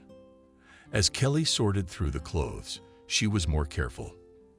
Every now and then she glanced toward the building where the guards were. Hearing a sheepdog barking in the distance, she fearfully said, "Run." What's wrong? Sheepdog. The dog was already flying towards them. The woman grabbed the selected clothes and rushed to the iron. For a moment, the barking died down. Kelly looked back and saw that the sheepdog was rapidly approaching and shouted, "Kathy, hurry, we won't make it in time, it will tear us apart." The sheepdog growled. They dropped their clothes and ran as fast as they could. The women managed to jump the fence but kept running. The sheepdog accompanied them with frantic barking and outside the fence. The next day, Kathy went to work. There she decorated the wall in red overalls and a cap with a large visor. Valak M. Valak swung from top to bottom, painted the gray wall in light lettuce color. In the evening, she passed Schachter's windows. He stopped her, a handsome young man, smiling. Kathy did not understand what the German said, but she herself smiled back. In the yard, she saw William and asked how your mother was. Nothing. She'll be discharged soon. The woman found 2 chocolates in her bag and gave them to the boy. "Thank you," he answered and immediately began to hastily unfold the paper. "Aunt Dasha is listening now. But David is sick. They won't let him go outside." "What's wrong with him?" "His throat." "Will you miss me? Come and visit. Someday." Kathy, slim and beautiful, came out of the entryway and said hello. "Hello, Kathy. I've been wanting to chat with you for a long time. We are countrywomen talking how and what." The girl replied ironically, "Do you miss home?" "I want to miss it. My home is where I live better. I'm a child of the planet. I miss you very much. I have a son, a granddaughter." "How old is your son?" 25. "Well, he'll live without you." "No, Kathy, children are always children, no matter how old they are. I'm used to being on my own. My father left me when I was 2. I've never seen him since. My stepfather and I didn't see eye to eye. I always wanted to get away from home. My father has his life. I have mine. At least you call them once in a while. On the big holidays, they say you're getting married. A sham marriage is the surest way to stay here. I suggest you do the same. I'm married. Is that a husband? That can't provide you with a decent living. That's our life. Parenting is stupid. Marriage is like eternal slavery. We should respect ourselves and seize the opportunity if we've already managed to get out of it. So we know what we need," sighed Kathy. "I always know. Goodbye," replied the girl and walked towards the gatehouse. Kathy took one look at her and shook her head regretfully. Already from such a young age, the girl had to get away with it, lie, enter into a sham marriage. How could one keep one's soul under such circumstances? The woman went into her room and sat down at the table, wondering if I should have gotten involved in this adventure. I could live here. A foreign language I don't know. A foreign land. No feelings all this evokes in me. I must help my son, but at what cost? There was a knock at the door. Kathy opened it, surprised to see a janitor from the gatehouse on the threshold. He entered the room, stopped, looked at Kathy. "That is Sean Frost," he said with a smile, putting his arm around the woman's shoulders, their libido there. Kathy smelled the pleasant odor of expensive deodorant that the German man's clothes smelled like. The janitor. Released from his embrace, she said sternly, "Is that what you all say when you're courting? No love at all. Let's be friends if you want to be. Liebe nicht freuen me." The German raised his eyebrows in surprise. He was swarthy with correct facial features, handsome. Knew it, so he showed self-assurance. "Kathy. Warum? The guy spoke German fast. "Why? Why, Kathy?" Kathy shook her head and pointed to the door. The janitor was very surprised by her refusal. However, he tried to hug the woman again. She shivered, spoke quietly and clearly, again pointing her hand at the door. Benjamin Kathy, escorting the German to the door, muttered angrily, "What do I need all this for?" He finally realized that he was finally being rejected. He said goodbye and walked out with a bewildered face. When the door closed behind him, Kathy crossed herself. "Save me and keep me safe. He can get me out of here. I'm dependent on everyone here. I should talk to Kelly. Why are you so green?" Kelly asked Kathy to let her into her room. Something happened. "And this asshole from the watch offers love," said Kathy indignantly. "What are you thinking about? Have some coffee. Calm down. And calm down here. You refused such a handsome and young German." Kelly laughed. "Do you think I should have?" "I don't think anything. It's just that cunning women in your position take every opportunity." "Kelly, I can't do that. But you said no, and you did the right thing. I don't think he really loves you, and he's gonna get back at me. I don't know. I don't think so. You must still love your husband, don't you? With that unapproachable lamb peeking out at you. My son is almost his age. You're silly. Men age quickly. Women should always know how to use their attractiveness. That's sacrilege, Kelly. People live and enjoy themselves. You've buried yourself alive. I'm living without, really, without money, without papers. It makes me want to howl. And then there's these men and their lust. Kathy, you've got it all wrong, don't you? A man 10 years younger than you sees your beauty, decides to help you through your loneliness, warm you up with love. And you into what happened? Why, Kelly was surprised. I have no love, no mood of ill health. What's wrong with your health? Live, started to get very sick. Food doesn't fit. Could be the food, could be your nervousness. You should see a doctor. What about work? The foreman. Let you explain it to him. I'll be patient for a while longer. If it doesn't stop hurting, then don't take too long. Yes, I'm afraid of that janitor. Do you want me to talk to him? Kelly asked. No, don't. Cell phone rings. Hi, you're home already? Overjoyed, said Kathy. How are you? Oh, thank God, I'm fine. I have another joy. We got permission to stay. Good for you. We're leaving. If you settle in well in your new apartment, I'll invite you to visit. Thank you. Happiness to you. Oleg was painting the wall. The roller swung from top to bottom, evenly covering the surface with paint. The tall guy who was working immediately put down his roller, came up to Kathy, and handed her a chocolate bar. Danko woman shook her head negatively. I don't eat chocolate. The man put his arm around her shoulders. Kathy abruptly broke out of the embrace and ran to the side and indignantly shouted, Only come over. I'll ask you to eat green. She held out a roll in front of her. At this time, Kelly walked in. Asked with a laugh, Kathy, are you trying to increase the Green Party? No, I'm fighting sex-crazed crocodiles. Did you hear Ethan died? How? Kathy asked, scared. He was driving a car and crashed. Some say he fell asleep at the wheel. It's a shame about him, such a young and handsome man, and a family left behind. Such is our life. It's scary to live alone, and it's even worse to die alone. We have to. Ethan, I have an address and a phone number. Kathy remembered. So you call. I can't. How can you report something like that? No. Kathy, think about it. Ethan's dead. He needs to be buried. And the family don't know anything. I can't do it. I don't have the guts. You can't betray Ethan. Okay, I'll try. Kathy, I flipped through my address book, found the entry, dialed the number, heard a woman's voice, said hello, and asked if it was Christina. Yes, I'm calling from Germany to tell you about Ethan's husband. Something's happened. I'm sorry for your loss. Kathy struggled to get the words out. Ethan was killed in a car accident. Ethan, don't joke around like that. I'm sorry, I'm not joking. Ethan was a good man, he loves you. Daughter was in a hurry to get home.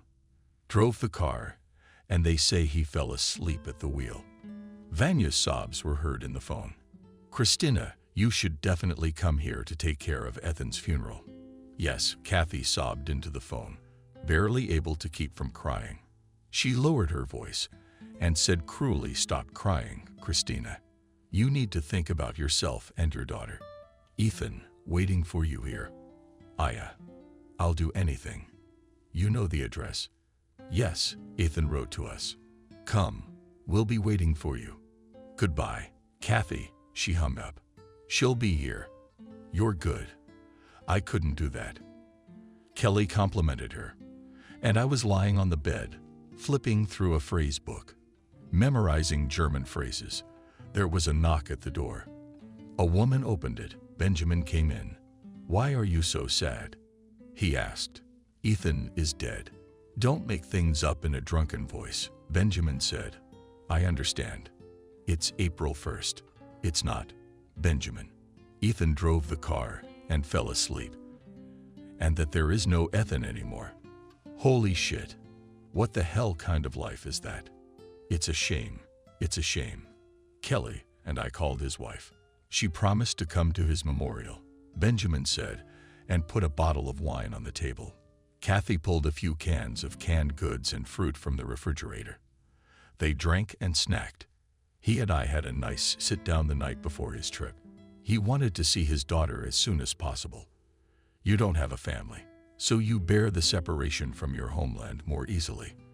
I have a mother who often dreams about me. When I came here, it was like falling into an abyss. I don't dream about anything. At home, I had colorful dreams every night, like a movie. It's your husband who's giving you the energy. I don't get any energy from him. We've been sleeping in separate rooms for 20 years. Why is that? Yeah, it just happened.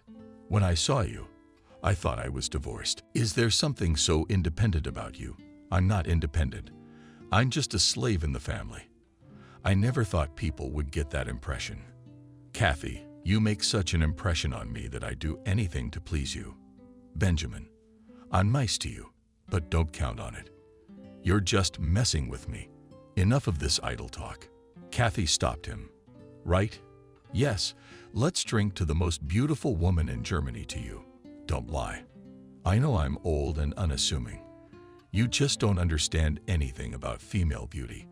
Benjamin reached out for a hug, and she pulled away. And with the bridge. Ethan, the wife, promised to come.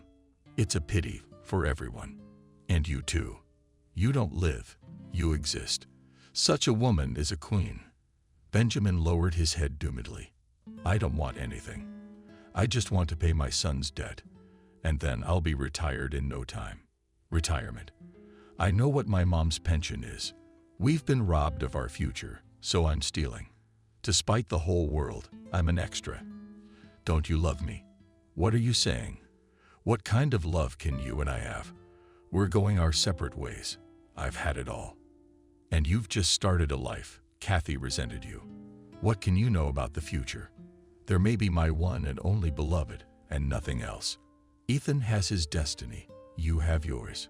Go away, Benjamin. It's early in the morning. Kathy turned on the light and began to clear the table. Benjamin stood at the door and said, I'm going to a friend's house. She invited me for coffee. He glanced at the woman, as if to see if she was jealous. She smiled with a smirk. Benjamin jumped out. Kathy was habitually waving a brush, painting a wall in the cafe room. Suddenly she stopped, holding her stomach. You Felton?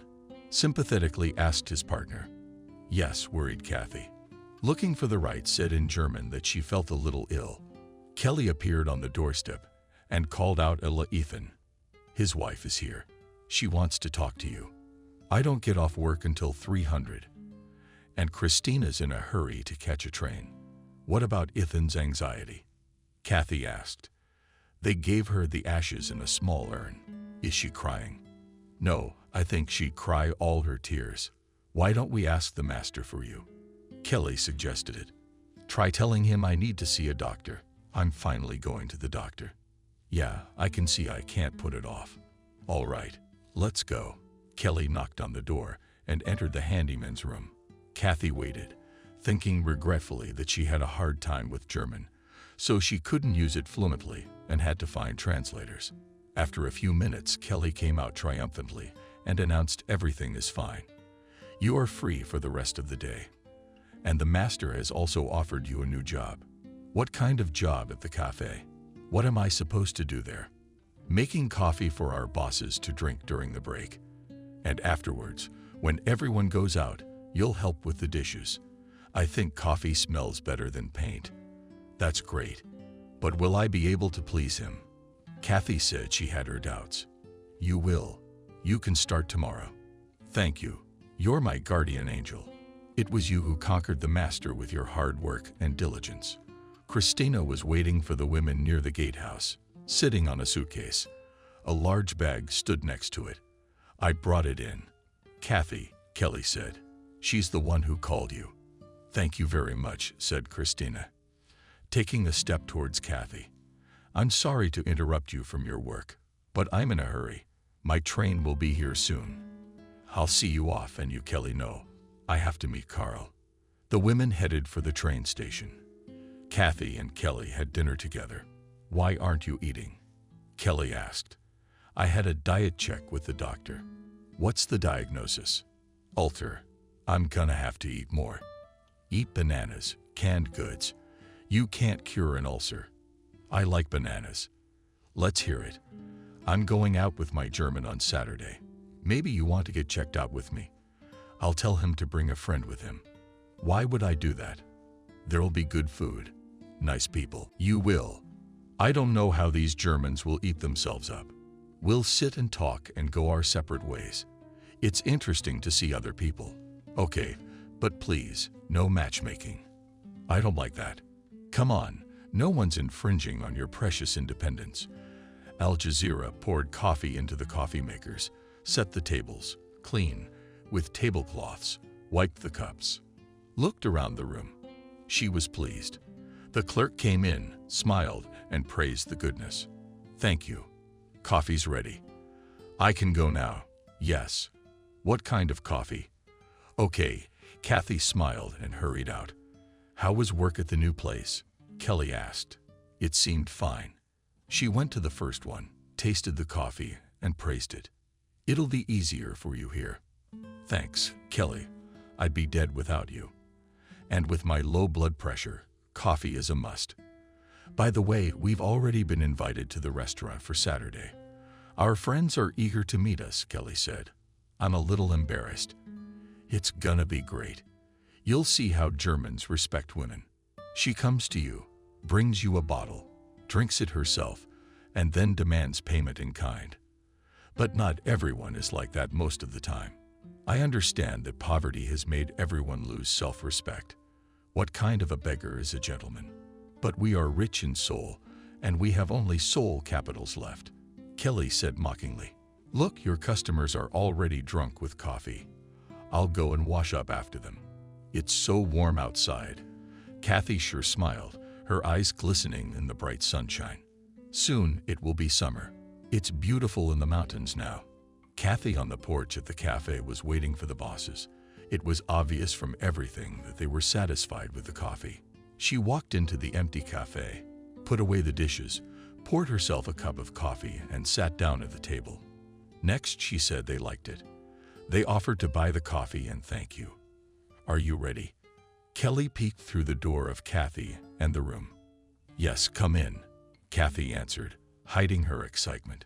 Show me. A woman of deep, marvelous beauty stood before Kelly. A long-sleeved black dress was gracefully built up along the bottom. Stanu's russet details in hair was loose for the first time and cascaded marvelously down her back. Delicate gaze, fluffy eyelashes, clear, soft skin. What gave her away was not a woman with a grown son, but a young girl, a beauty. All Germans are yours. I'm not comfortable, Kelly. Keep your tail between your legs. We're the most beautiful and intelligent woman in the world. I see. Installation. I'll give it a shot. All right, everybody. Let's go. The wheels clattered, the train rushed, and Lina rode towards the unknown. Sometimes they talked about something insignificant. Do you love your Carl? Kathy asked. If I didn't love him, I wouldn't be dating him. It took me a long time to choose. Do you know Germans well? How are they different from our men? Germans are not shy to talk about what they feel. Besides, German women know their worth, so their husbands realize that love must be earned. Our men die mostly at a young age because they drink and smoke a lot. More lying on the couch in front of the TV. Kathy supported her friend. Men in general are fickle. Or did he go somewhere else? Or the other one ran away. A woman can't afford it because she's attached to her children. We're approaching. Look, there's our beau over there. How do you like them? How can you tell at once? My friend is a turtle. The women rushed excitedly to the exit. Here we are, cheerfully said Kelly, kissing Carl, the dark male innovator and rather tall guest. That's how the men said hello. Let me introduce you. Mrs. Kathy, said Kelly, playfully looking at the German and her friend. The men kissed Kathy's hand and named themselves. Carl, Friedrich Angel. Nice to meet you too, Kathy replied, looking up at the tall, thin Friedrich. She felt uncomfortable next to him at a height that was only slightly over 1.5 meters. By the horses, Kelly said. No, wait, Kathy stopped her friend. Let's go and look at the timetable. What time is the evening train? We asked for 2 days. I want to be back tonight. You're on it straight, aren't you? Yes, I know the timetable from memory. There's a train at 20:30. Ok. Everyone got into the car, which Carl drove with Kelly next to him. Friedrich and Kathy were in the back seat. Kathy tried to look out of the window, as if she were too attracted by the scenery. Finally, the car stopped outside the restaurant. Friedrich got out first, walked around the car, opened the door, and gave Kathy his hand. Next, he pronounced MT. She thanked excitedly, feeling the warmth of his hand. As they climbed the stairs, Friedrich supported Kathy. At the table, they found themselves opposite each other. Tay was very shy. There was very little of him. Kelly, translate, please. I'm sorry, Mr. Friedrich. I don't know the language, so it's very difficult for me to maintain a conversation with you. Kelly translated. Friedrich smiled and answered briefly. Friedrich says he understands you well with his heart without words. Kathy shyly thanked the still feeling and herself at someone else's party. Kelly leaned over to her and mouthed, "Tacky, stay away. He eats you with his eyes." When they left the restaurant, Kelly said, "Friedrich is inviting us to his place." "No, I'm not going." I said, "No. What's the big deal? We'll have coffee, sit and talk, see how people live." "Kelly, don't talk me into doing whatever you want." Kelly approached the men, explained to them that Kathy wanted to go home, and immediately turned to her friend. "They are very sorry to see you leave. We'll take you to the train station." "Translate, please," Kelly asked Kathy. "I had a good time with you. I thank everyone sincerely." At the gatehouse, Kathy saw Benjamin looking threatening. Kelly went to see the Germans. "What's it to you? I'm the first one in." "Why? Is there already a line?" The woman asked sarcastically. "Allah, I love you." "That's enough, Benjamin.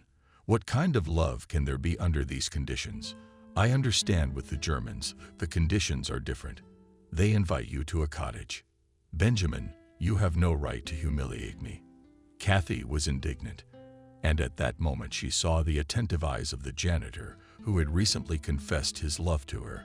"Let's get out of here. All our women are looking at us corrupt. It's men who invented this system of existence, where gold and paper money are considered the greatest value. What's there to be offended about? I'm offended that you don't believe in my feelings, but are you interested in my feelings? Or do you think a woman has no right to choose? And I want you to choose me. I don't want anything, okay? I've been married for 26 years. I've seen nothing good in this life, but hard work at the factory and at home. And now I'm here trying to solve the family financial problem. And my husband and son are waiting for me to make money and give it to them. I owe everyone around me.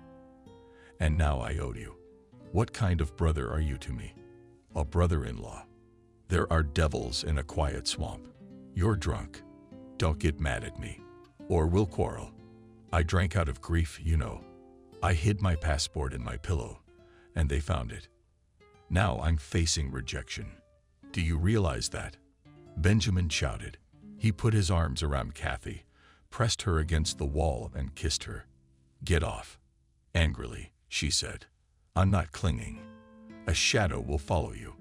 "Boy, you don't make people laugh yet." As she was mopping the cafe floor, Kelly came running in. "Hi, Cinderella." "Hey. How's it going?" Kathy asked. "Did Friedrich like you?" "He's divorcing his wife, by the way." "What could he possibly like?" "We didn't even talk," Kathy shrugged. "Men have their own understanding." "What about him?" "Nothing. Attentive and good-looking. Just very tall.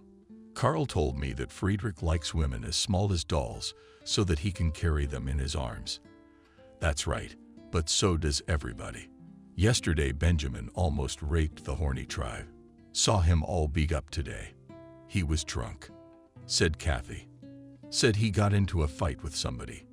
He's a badass." "Let's go out Saturday," said Kelly. "Our dates want to see us." "I don't want to." "What's wrong with it?" "I'm fine. I'm just embarrassed about myself." "Don't make it up. Think about it. Saturday's a long way off." Okay, I'm off. Kelly walked out, and I wondered what he hadn't found for you.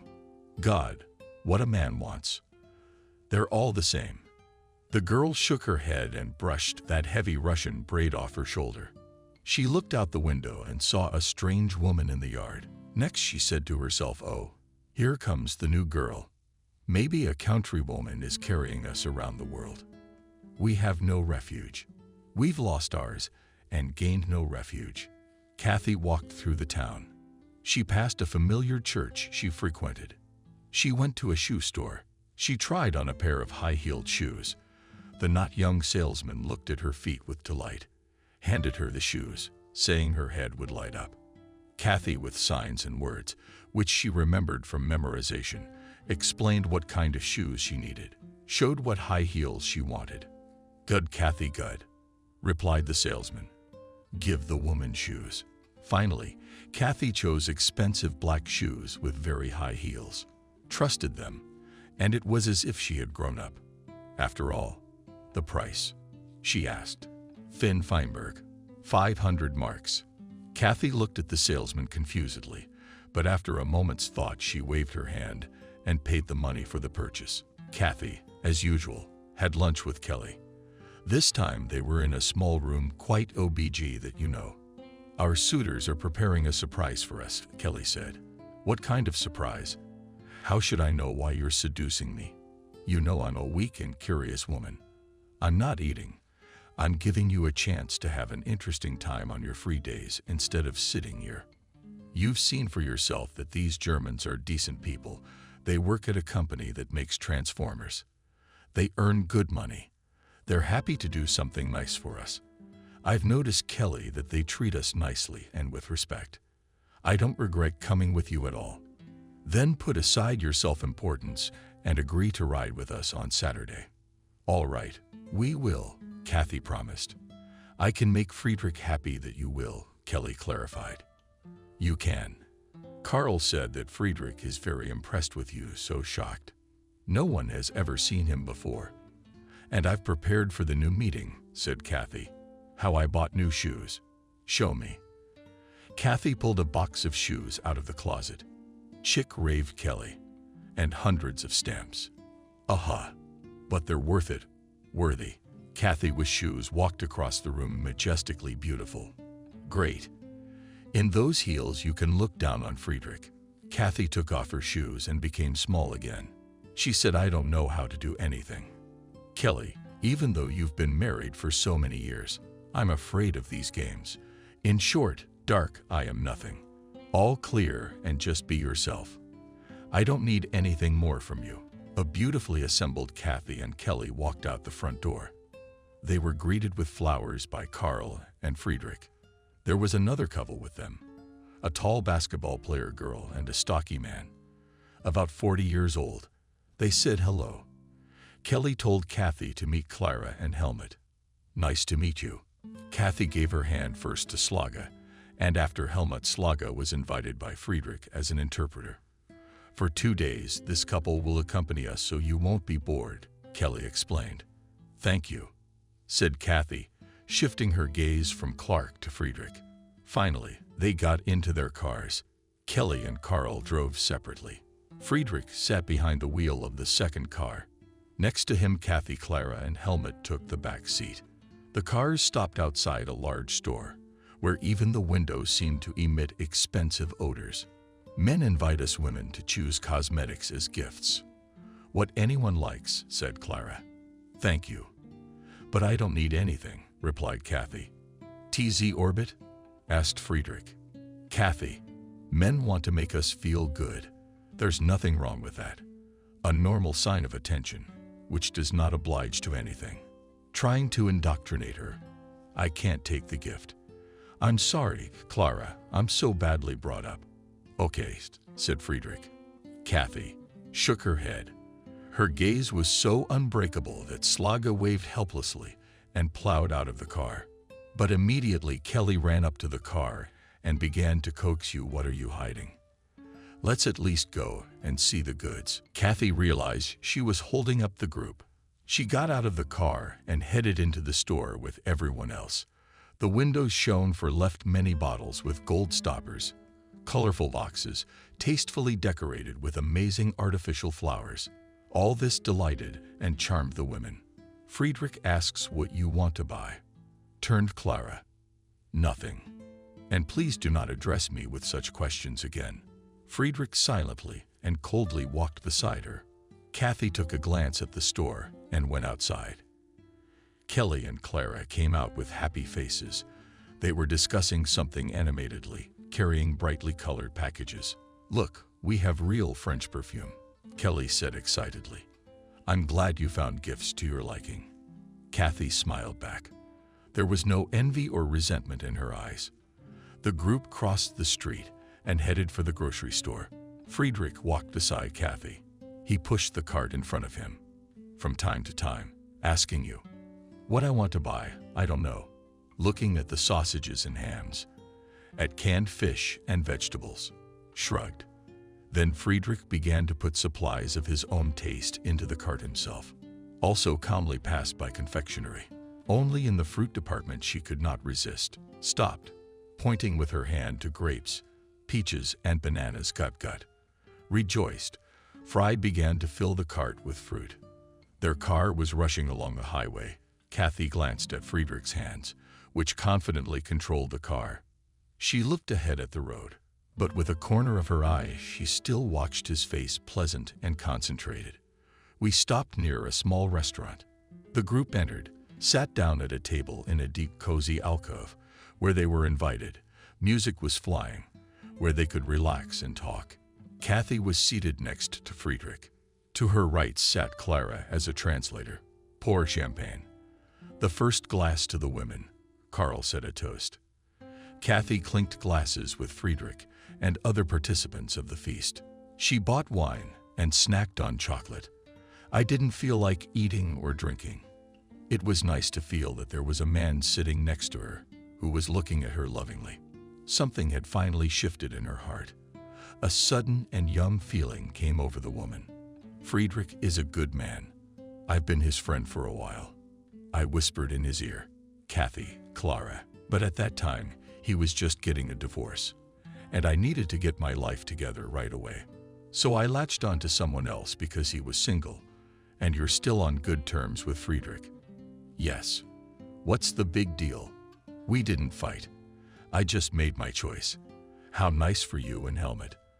But I still like Friedrich, she admitted. How did you get to Germany? Asked Kathy. I came here legally from the Russian Germans. Carl announced a new toast to freedom. Friedrich asks what to drink, said Kathy. I have champagne. Answer and wine. I don't care. So why don't you get your wife a gin? What kind of gin? I don't drink. An ulcer. Friedrich was gentle and attentive. He made sure Kathy's plate was never empty. He put appetizers and salad on it. They hardly spoke at all. And when they had to ask something, they used the service of an interpreter. Friedrich is inviting us to his place, said Clara Kathy. And Kelly, she's going to Carl's. What should I tell Friedrich? You agree. And do you think I should go to him in indecision? Kathy asked. He has a lovely house. We can go to the mountains in the evening. It's so beautiful there now. Friedrich waited tensely for an answer. Kathy caught the rapturous gaze of all the men and agreed under the combined attention. I agree. Clara translated her answer, and everyone was satisfied. There was laughter. They raised their glasses again. Friedrich's house stood on a hill. At the edge of the settlement, a lantern was burning above the entrance. Clara and her companion went to the porch. Friedrich lingered by the car, which he had driven into the garage. Kathy wanted to look around, but it was already dark. She walked slowly up the steps and suddenly saw a firefly in the grass. He glowed firefly-like. Kathy exclaimed in surprise. At that time, Friedrich caught up with her and stopped beside her, trying to understand what she was saying. The firefly is right there, she said. Friedrich laughed, and that carefree laugh of his seemed to bring Kathy closer to his soul. Without words, they could understand each other together and rejoice at such a small event. "What do you have there? Maybe a treasure dug up?" asked Clara. "Firefly is here," said Kathy. "Did you find something to be happy about?" Slaga replied indifferently. Friedrich's house was large and cozy, and the furniture was so rationally chosen that there didn't seem to be a single superfluous thing. On the walls hung several landscapes. "Russia," said the host, pointing to a painting and explaining something to Clara. "This painting Friedrich bought from a Russian artist," the translator reported. The painting showed a swamp with cats, frozen trees axe over a shiny black eye. From native landscape, the native landscape made my soul warm. "There is a telescope in the same room." Kathy wondered, "Can I see it? I've never seen the sky through a telescope." Friedrich understood without an interpreter what his guest was asking. "Beat, beat, beat, beat," he said. "Thank you," replied Kathy. Through the telescope, she saw many lights on the black velvet, and the sky shiny and mysterious. It was as if the stars had gotten closer, magnified, shone brighter. They called to her and promised happiness. Friedrich invited the guests to the table, but everyone was full, so they drank only light wine. Kathy again felt Helmut's insistent gaze on him. She lowered her eyes. The host said something to Helmut. Clara translated. Friedrich asked Helmut not to look at you with such lust. Kathy smiled gratefully at Friedrich. It was the appreciation towards her master that she now felt. His tact and restraint impressed her. Helmut turned on the tape recorder, inviting Clara to dance. It was an old, slow tango. Friedrich bowed his head in a bow to Kathy. She put her hand on his shoulder, and he led her so easily, as if they had danced together all their lives. She thought involuntarily that if someone had led me like that in my life, how well I would live. When the music stopped, she looked at the clock and was surprised that it was already 0 o'clock and time was flying. I didn't notice how the day flashed by either. Thank you all very much. I felt relaxed and good with you. Please translate, Dahlia asked. Friedrich kissed his guest's hand gratefully. Helmut and Delia stayed the night on the first floor, and Friedrich took Kathy upstairs to a bedroom with a wide bed, populated with a pale pink bedspread. The curtains on the windows were of the same fabric, as if seen Frau had said Friedrich should gud. What does he thank me for? What does he praise me for? Wondered mentally Kathy, feeling an unusual warmth in her chest that developed throughout her body. She answered the jar. Thank you. Friedrich smiled, hiding the tension. He asked something he shouldn't have voiced out loud. Kathy was silent, looking into his eyes, trying to understand his feelings and translating the words she heard from the German, "We will sleep together." Then she answered unnaturally, stretching her arms out to her father in return. Together in Friedrich's eyes lit up two lighter behind the face shone Danko my liebe Frau. He exhaled, embracing her for the first time, and kissed her on the lips. Kathy, for shy, hid her face. Friedrich released her from his arms, looking at her hesitantly. No, I'm not judging. It's okay. Kathy thickly mouthed a quick Kathy and asked for a shower. When she came from the bathroom and sat on the bed, she didn't know how to act. I picked up a magazine, started flipping through it. Well, she was brooding and staring at one point. Maybe pretend to be asleep. Why? I like him. When I got married, I wasn't interested in any man. Suddenly, it's as good as it was when I was young. A cautious knock on the door brought her out of her daze. Come in. Kathy invited her in. Friedrich appeared on the threshold with 2 glasses of wine on a small tray. 1 glass handed Kathy offered to drink. Thank you, Danko, she replied. Friedrich sat on the edge of the bed, sneered with his glass with Kathy, said a traditional German toast. All the more reason to be well, she replied, tasting the wounds with the pleasant flavor of wine. Very good. Thank you. Thank you then. I am happy. You speak our language. Why didn't you admit it before? I memorized a few words. Kathy drank the wine slowly and looked at Friedrich. The wine is wonderful good, she said. You are wonderful, Friedrich replied, taking the empty glass from her hand and kissing her hand.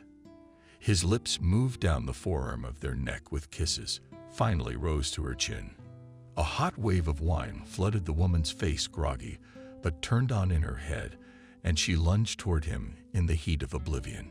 Kathy felt next to Friedrich's big, heated body and whispered helplessly, "I'm afraid of pregnancy, afraid of baby. Baby and baby. Hurry up and get married." Friedrich laughed, substituting her for himself. In the morning, Friedrich treated the guests. Everyone drank coffee with scones and sandwiches. "What are the plans for today?" Slaga asked. Friedrich answered her something, and she immediately translated his words to Kathy with a poorly concealed resentment in her voice. Friedrich said that he no longer needed an interpreter. "He speaks a little of our language, we understand each other," Kathy replied. "I've never heard him say a word." The interpreter was surprised. "He learned Russian at school. He must have spoken out of love," Clara replied jealously. Miracles, indeed. The car raced along the winding mountain road. As it climbed up, Kathy looked over the green mountain slopes, then looked happily at Friedrich. He, too, would turn his head to her for a moment now, and then cast a brief amorous glance, and drove the car farther to feel him closer. She put her hand on his knee, his face lit up with a smile. With one hand he drove the car, and with the other he put his hand on Kathy's arm, and tenderness overflowed in his soul. They stopped near an old stone church, Orthodox. Asked Kathy. I answered Friedrich. They entered the cool semi-darkness of the church. Small candles were burning at the icon of the Mother of God. It was empty and quiet, as if this temple with its solemn silence existed only for them. It would be good to get married in this temple. Suddenly thought Kathy, I am married, but not married. The car circled again along the winding mountain road. The marvelous scenery was changing rapidly. Every bush and tree was in bloom. These were the days of general blooming.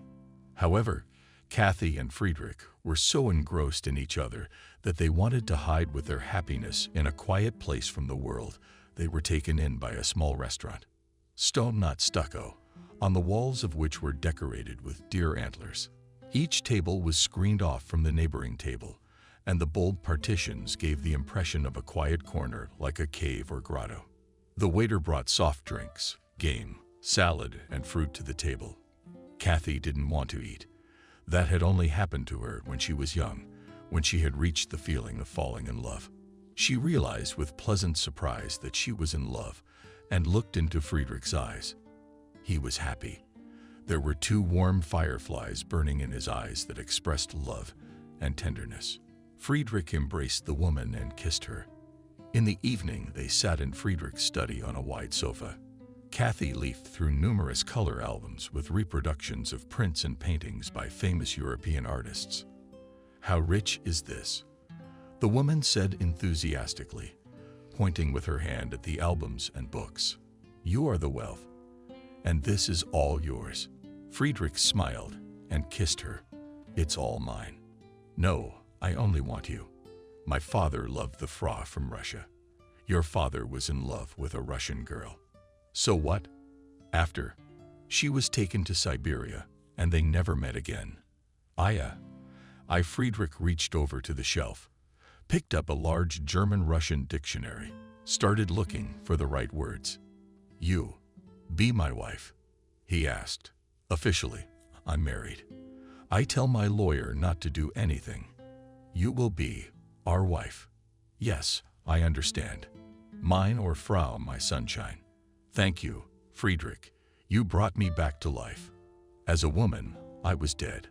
I cared only for the happiness of my son and granddaughter. You don't know, I'm a load of babysitting wisdom. You're my little girl, laughed Friedrich. And Friedrich, all you have to do is laugh. I love them, I love them. I love you, quietly she answered. Only I'm scared. 3. That this fairy tale of ours will one day suddenly end. Because we belong to different states. Now I know what paradise is. It's when two hearts in love meet. Friedrich said something. She did not understand, stopped him at half a word with a long and greedy kiss. Monday morning, Friedrich himself brought Kathy to the gatehouse. They said goodbye tenderly and lightly with the hope of meeting again soon. Thank you, Friedrich, for everything. I'm happier now than I've ever been. See you at the bank, my beautiful Frau. Love you. Kathy hardly got away from Friedrich and went to the gate. She looked back. Friedrich stopped at the car behind Kathy and Friedrich. Both Cindy and Lisa were watching from the office window. They were conversing in German. Those Russian catfish. Soon all our men will be taken apart with anger and contempt, said Lisa. He seemed to have a real crush on her.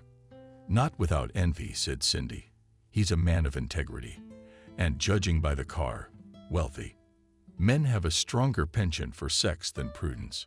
Soon you won't find a real pure German all over Germany. The odds will be stacked against them. Everyone should live carefully, Cindy objected. Let everyone live where he was born, then there will be order. Lisa said that mixing blood is a useful thing. These Russians themselves don't color our breed. I'll do everything I can to get her rejected. Kathy brewed coffee in the cafe, preparing the tables, smiling at her thoughts. Cindy entered the room, stood and watched, and afterward Mademoiselle said, "Do you know how to eat well?" "Good afternoon." "Yes, I agree," nodded her head Kathy. Come on. God willing." Cindy poured herself a cup of coffee, drank and lauded the delicious coffee. "Delicious. Maybe when you get married." "No, ma'am. I'm already married," replied Kathy, trying to stop the unnecessary and empty conversation. "I have the tables ready. May I go now?" Yes, please." Kelly entered Kathy's room and from the doorstep asked how you were not disappointed. "I fell in love like a girl in my 20s. "Good for you. That's the way to live. Carl said that Friedrich likes you too. We went on a business trip to Berlin for 3 days. Friedrich didn't say anything to me. He didn't know they'd been unexpectedly sent there on something urgent. Did you have much success?" "Friedrich is thinking of a plan to take you in. He told me he'd consult with his lawyer." "I can hire a lawyer." "You don't need to," Kelly argued. "One here invested so much money in a lawyer. He didn't want to go back to Abkhazia, but he was turned down anyway. Friedrich has his own lawyer. It's more reliable." "Kelly, but I'm married. I asked my husband for a divorce. How am I supposed to tell him that?" "I explained to him very simply that you have to get a sham marriage to stay here." "I'll think about it." "There's nothing to think about, nothing to put off. Let's go now." Kathy was dialing her home phone number. Her fingers were shaking. Kelly stood nearby and encouraged her friend. "Calm down. Get your head together. Just say it head on. It'll be easier and more likely to be true." My soul doubled in size, but it was necessary to overcome herself and pretend that nothing had happened. She heard her husband's voice on the phone. "Hello." "That's what I said, Kathy." "Oh, hello. Some friend of yours called, but she didn't explain. I'm guessing it's Christina. I haven't heard anything new yet. Everyone's alive and well. Will you be released soon?" "I don't know, as long as I'm working. But it's not money. It's tears. It's pathetic. You know Cole. In order for me to stay here, I'll have to enter into a fake marriage with a German." "Where will you get a German?" "My acquaintances marry for a small fee. She promised to arrange a fake marriage for me. You won't mind. Do whatever you want. But to do that, we have to get a divorce." "Divorce? I'll call you later and let you know what to do. Hijack and kiss Kara." Kathy hung up the phone and said ironically, "Got a marriage license from her own husband to marry Friedrich. How do you like it?" "It's fine. Did you get what you wanted?" "Happy?" Kelly stated. "You know, when you get down to it, my marriage to Sam has been a sham for a long time. We lived and put up with each other. There was just nowhere else to go." "When did it start?" "When he came home from work. He even named his granddaughter after her. Thought I had no idea." "Kathy, you're so poor. You got one Friedrich left," said Kelly. "I didn't have anyone else." "Did you forget Benjamin?" "Don't give me Benjamin." "I'm kidding. Benjamin was taken to jail, caught stealing." I warned him so many times. Too bad for the guy, Kathy said regretfully. It would have ended this way sooner or later. Such is fate. Kathy waited impatiently for Saturday. She was learning German phrases, preparing tender words for Friedrich. Every spare minute she gave to this occupation. There was a knock at the door. Kathy opened the door and saw the servants. Mrs. Kathy, have you received a refusal? You must take your things and move out. Kathy looked confused, not wanting to believe what she was hearing. Go where? She asked. It's not for us to decide. Mademoiselle, I can't just leave. I have to make a phone call to consult with Friedrich. Mrs. Kathy, it's time to pack quickly. No, I'm not going. What's the hurry? Quickly, come on, or the policeman might arrest you. Cindy was in a hurry, and Kathy began to pack her things in doom. The police van took a long time to get there. When it crossed the border into Holland, Kathy realized I was being taken to the country where I had a visa. From there, I must return home. How could I warn Friedrich? Only happiness began to smile on me. How did everything suddenly come to an end? The minibus stopped outside a two-story building. The policeman who accompanied Kathy led her to an official's office. An interpreter was called, who informed her if you don't have money for a ticket, we can deport you. I'll buy the ticket myself. You are alone in a foreign country. We'd like to make your temporary life easier. There's a women's charity organization here in town that helps people like you. We can introduce you to a representative. They'd be very grateful. The interpreter led Kathy into another room where a pleasant young woman sat at a table. I'd like you to meet Miranda. Kathy shook the woman's hand, gave her name. I invite, will you? My guest is smiling, said Miranda. The woman's eyes were sympathetic and eager to help. Kathy thanked her and felt lighter in her heart.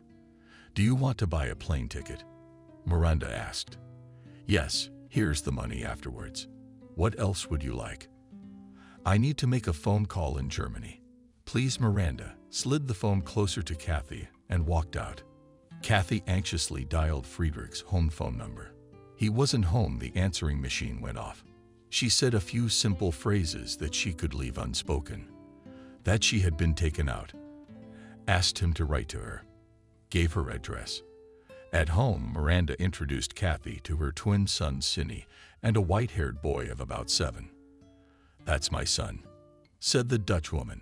The boys were playing with the computer. They nodded their heads in greeting and turned the monitor screen again, paying no attention to the strange aunt. Such random women must have gotten in here quite often. They walked around the rooms of well-groomed, womanly hands. Bright and cozy, Kathy praised enthusiastically. It's a terrific house. Very beautiful. You're a marvelous hostess. Is this your room? Said Miranda. Opens the door to a large room, and the bath is across the hall. Relax, dinner's coming soon. Thank you, Miranda. You're very kind. I thanked her sincerely. Left alone, Kathy went to the window, looked down at the neatly trimmed lawn, at the flower bed of roses, at the old tree under the window. Everything reeked of stability, calm, and harmony. For the first time in many years, I met a man I loved and needed. Why were we separated? I could run away to him. Yes, run away. But then I'd have to live illegally. Friedrich would get in trouble for me. You can't do that. The law is the law. You can't be guided by homeless impulses. I must return to my homeland. The homeland is like a mother who welcomes us, maimed and traitorous. If Friedrich loves me, we'll meet again. But now I am forbidden to visit Germany for 5 years. 5 years of days of loneliness. My God, we can meet in Russia. She walked across the room, went back to the window, looked sadly at the sky. Someone almighty was judging her fate and determining the share of happiness she deserved. Familiarize yourself, please. This is Thomas. My husband, said Miranda, introducing Kathy to the young man, athletic build. He was buying a ticket for departure. Tomorrow night. Thomas, show you the city. Thank you very much. I've brought you so much trouble. It's no trouble at all. Thomas doesn't know your language. He eats taciturn. I'm not very talkative either, thankfully, Kathy replied. The car drove her through the streets of beautiful and clean Amsterdam, and from the roofs of the old buildings, glass and concrete of modern neighborhoods coexisted in marvelous harmony and were a delight to the eye. Thomas was trapped. Only occasionally he would point his hand at some notable building. Kathy didn't always have time to realize where she should be looking, but the car kept going. The panorama outside the window was changing rapidly. I can see why they're fiddling with me, the woman thought. They are protecting themselves and their country from strangers and people who are not needed here. Every nation should take such care of its homeland. The Dutch are also willing to share kindness with people from other countries. This kindness does not humiliate or hurt me. They understand, forgive, and help. This is what can be called humanity. The airplane accelerated on the runway and rose into the evening sky, covered in clouds. Kathy looked down. The city hung with many lights. There remained Miranda Thomas and their two their sons. They were just a random episode in her life somewhere. Friedrich. What about after the plane rose above the clouds that covered the ground like huge snowdrifts? Kathy looked out the porthole and thought the clouds looked very heavy and solid. But that's a deception. They are as ephemeral as our hopes.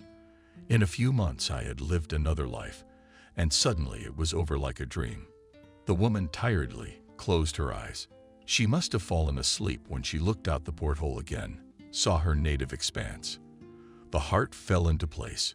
When she arrived, she divorced her husband and even inherited her mother's apartment.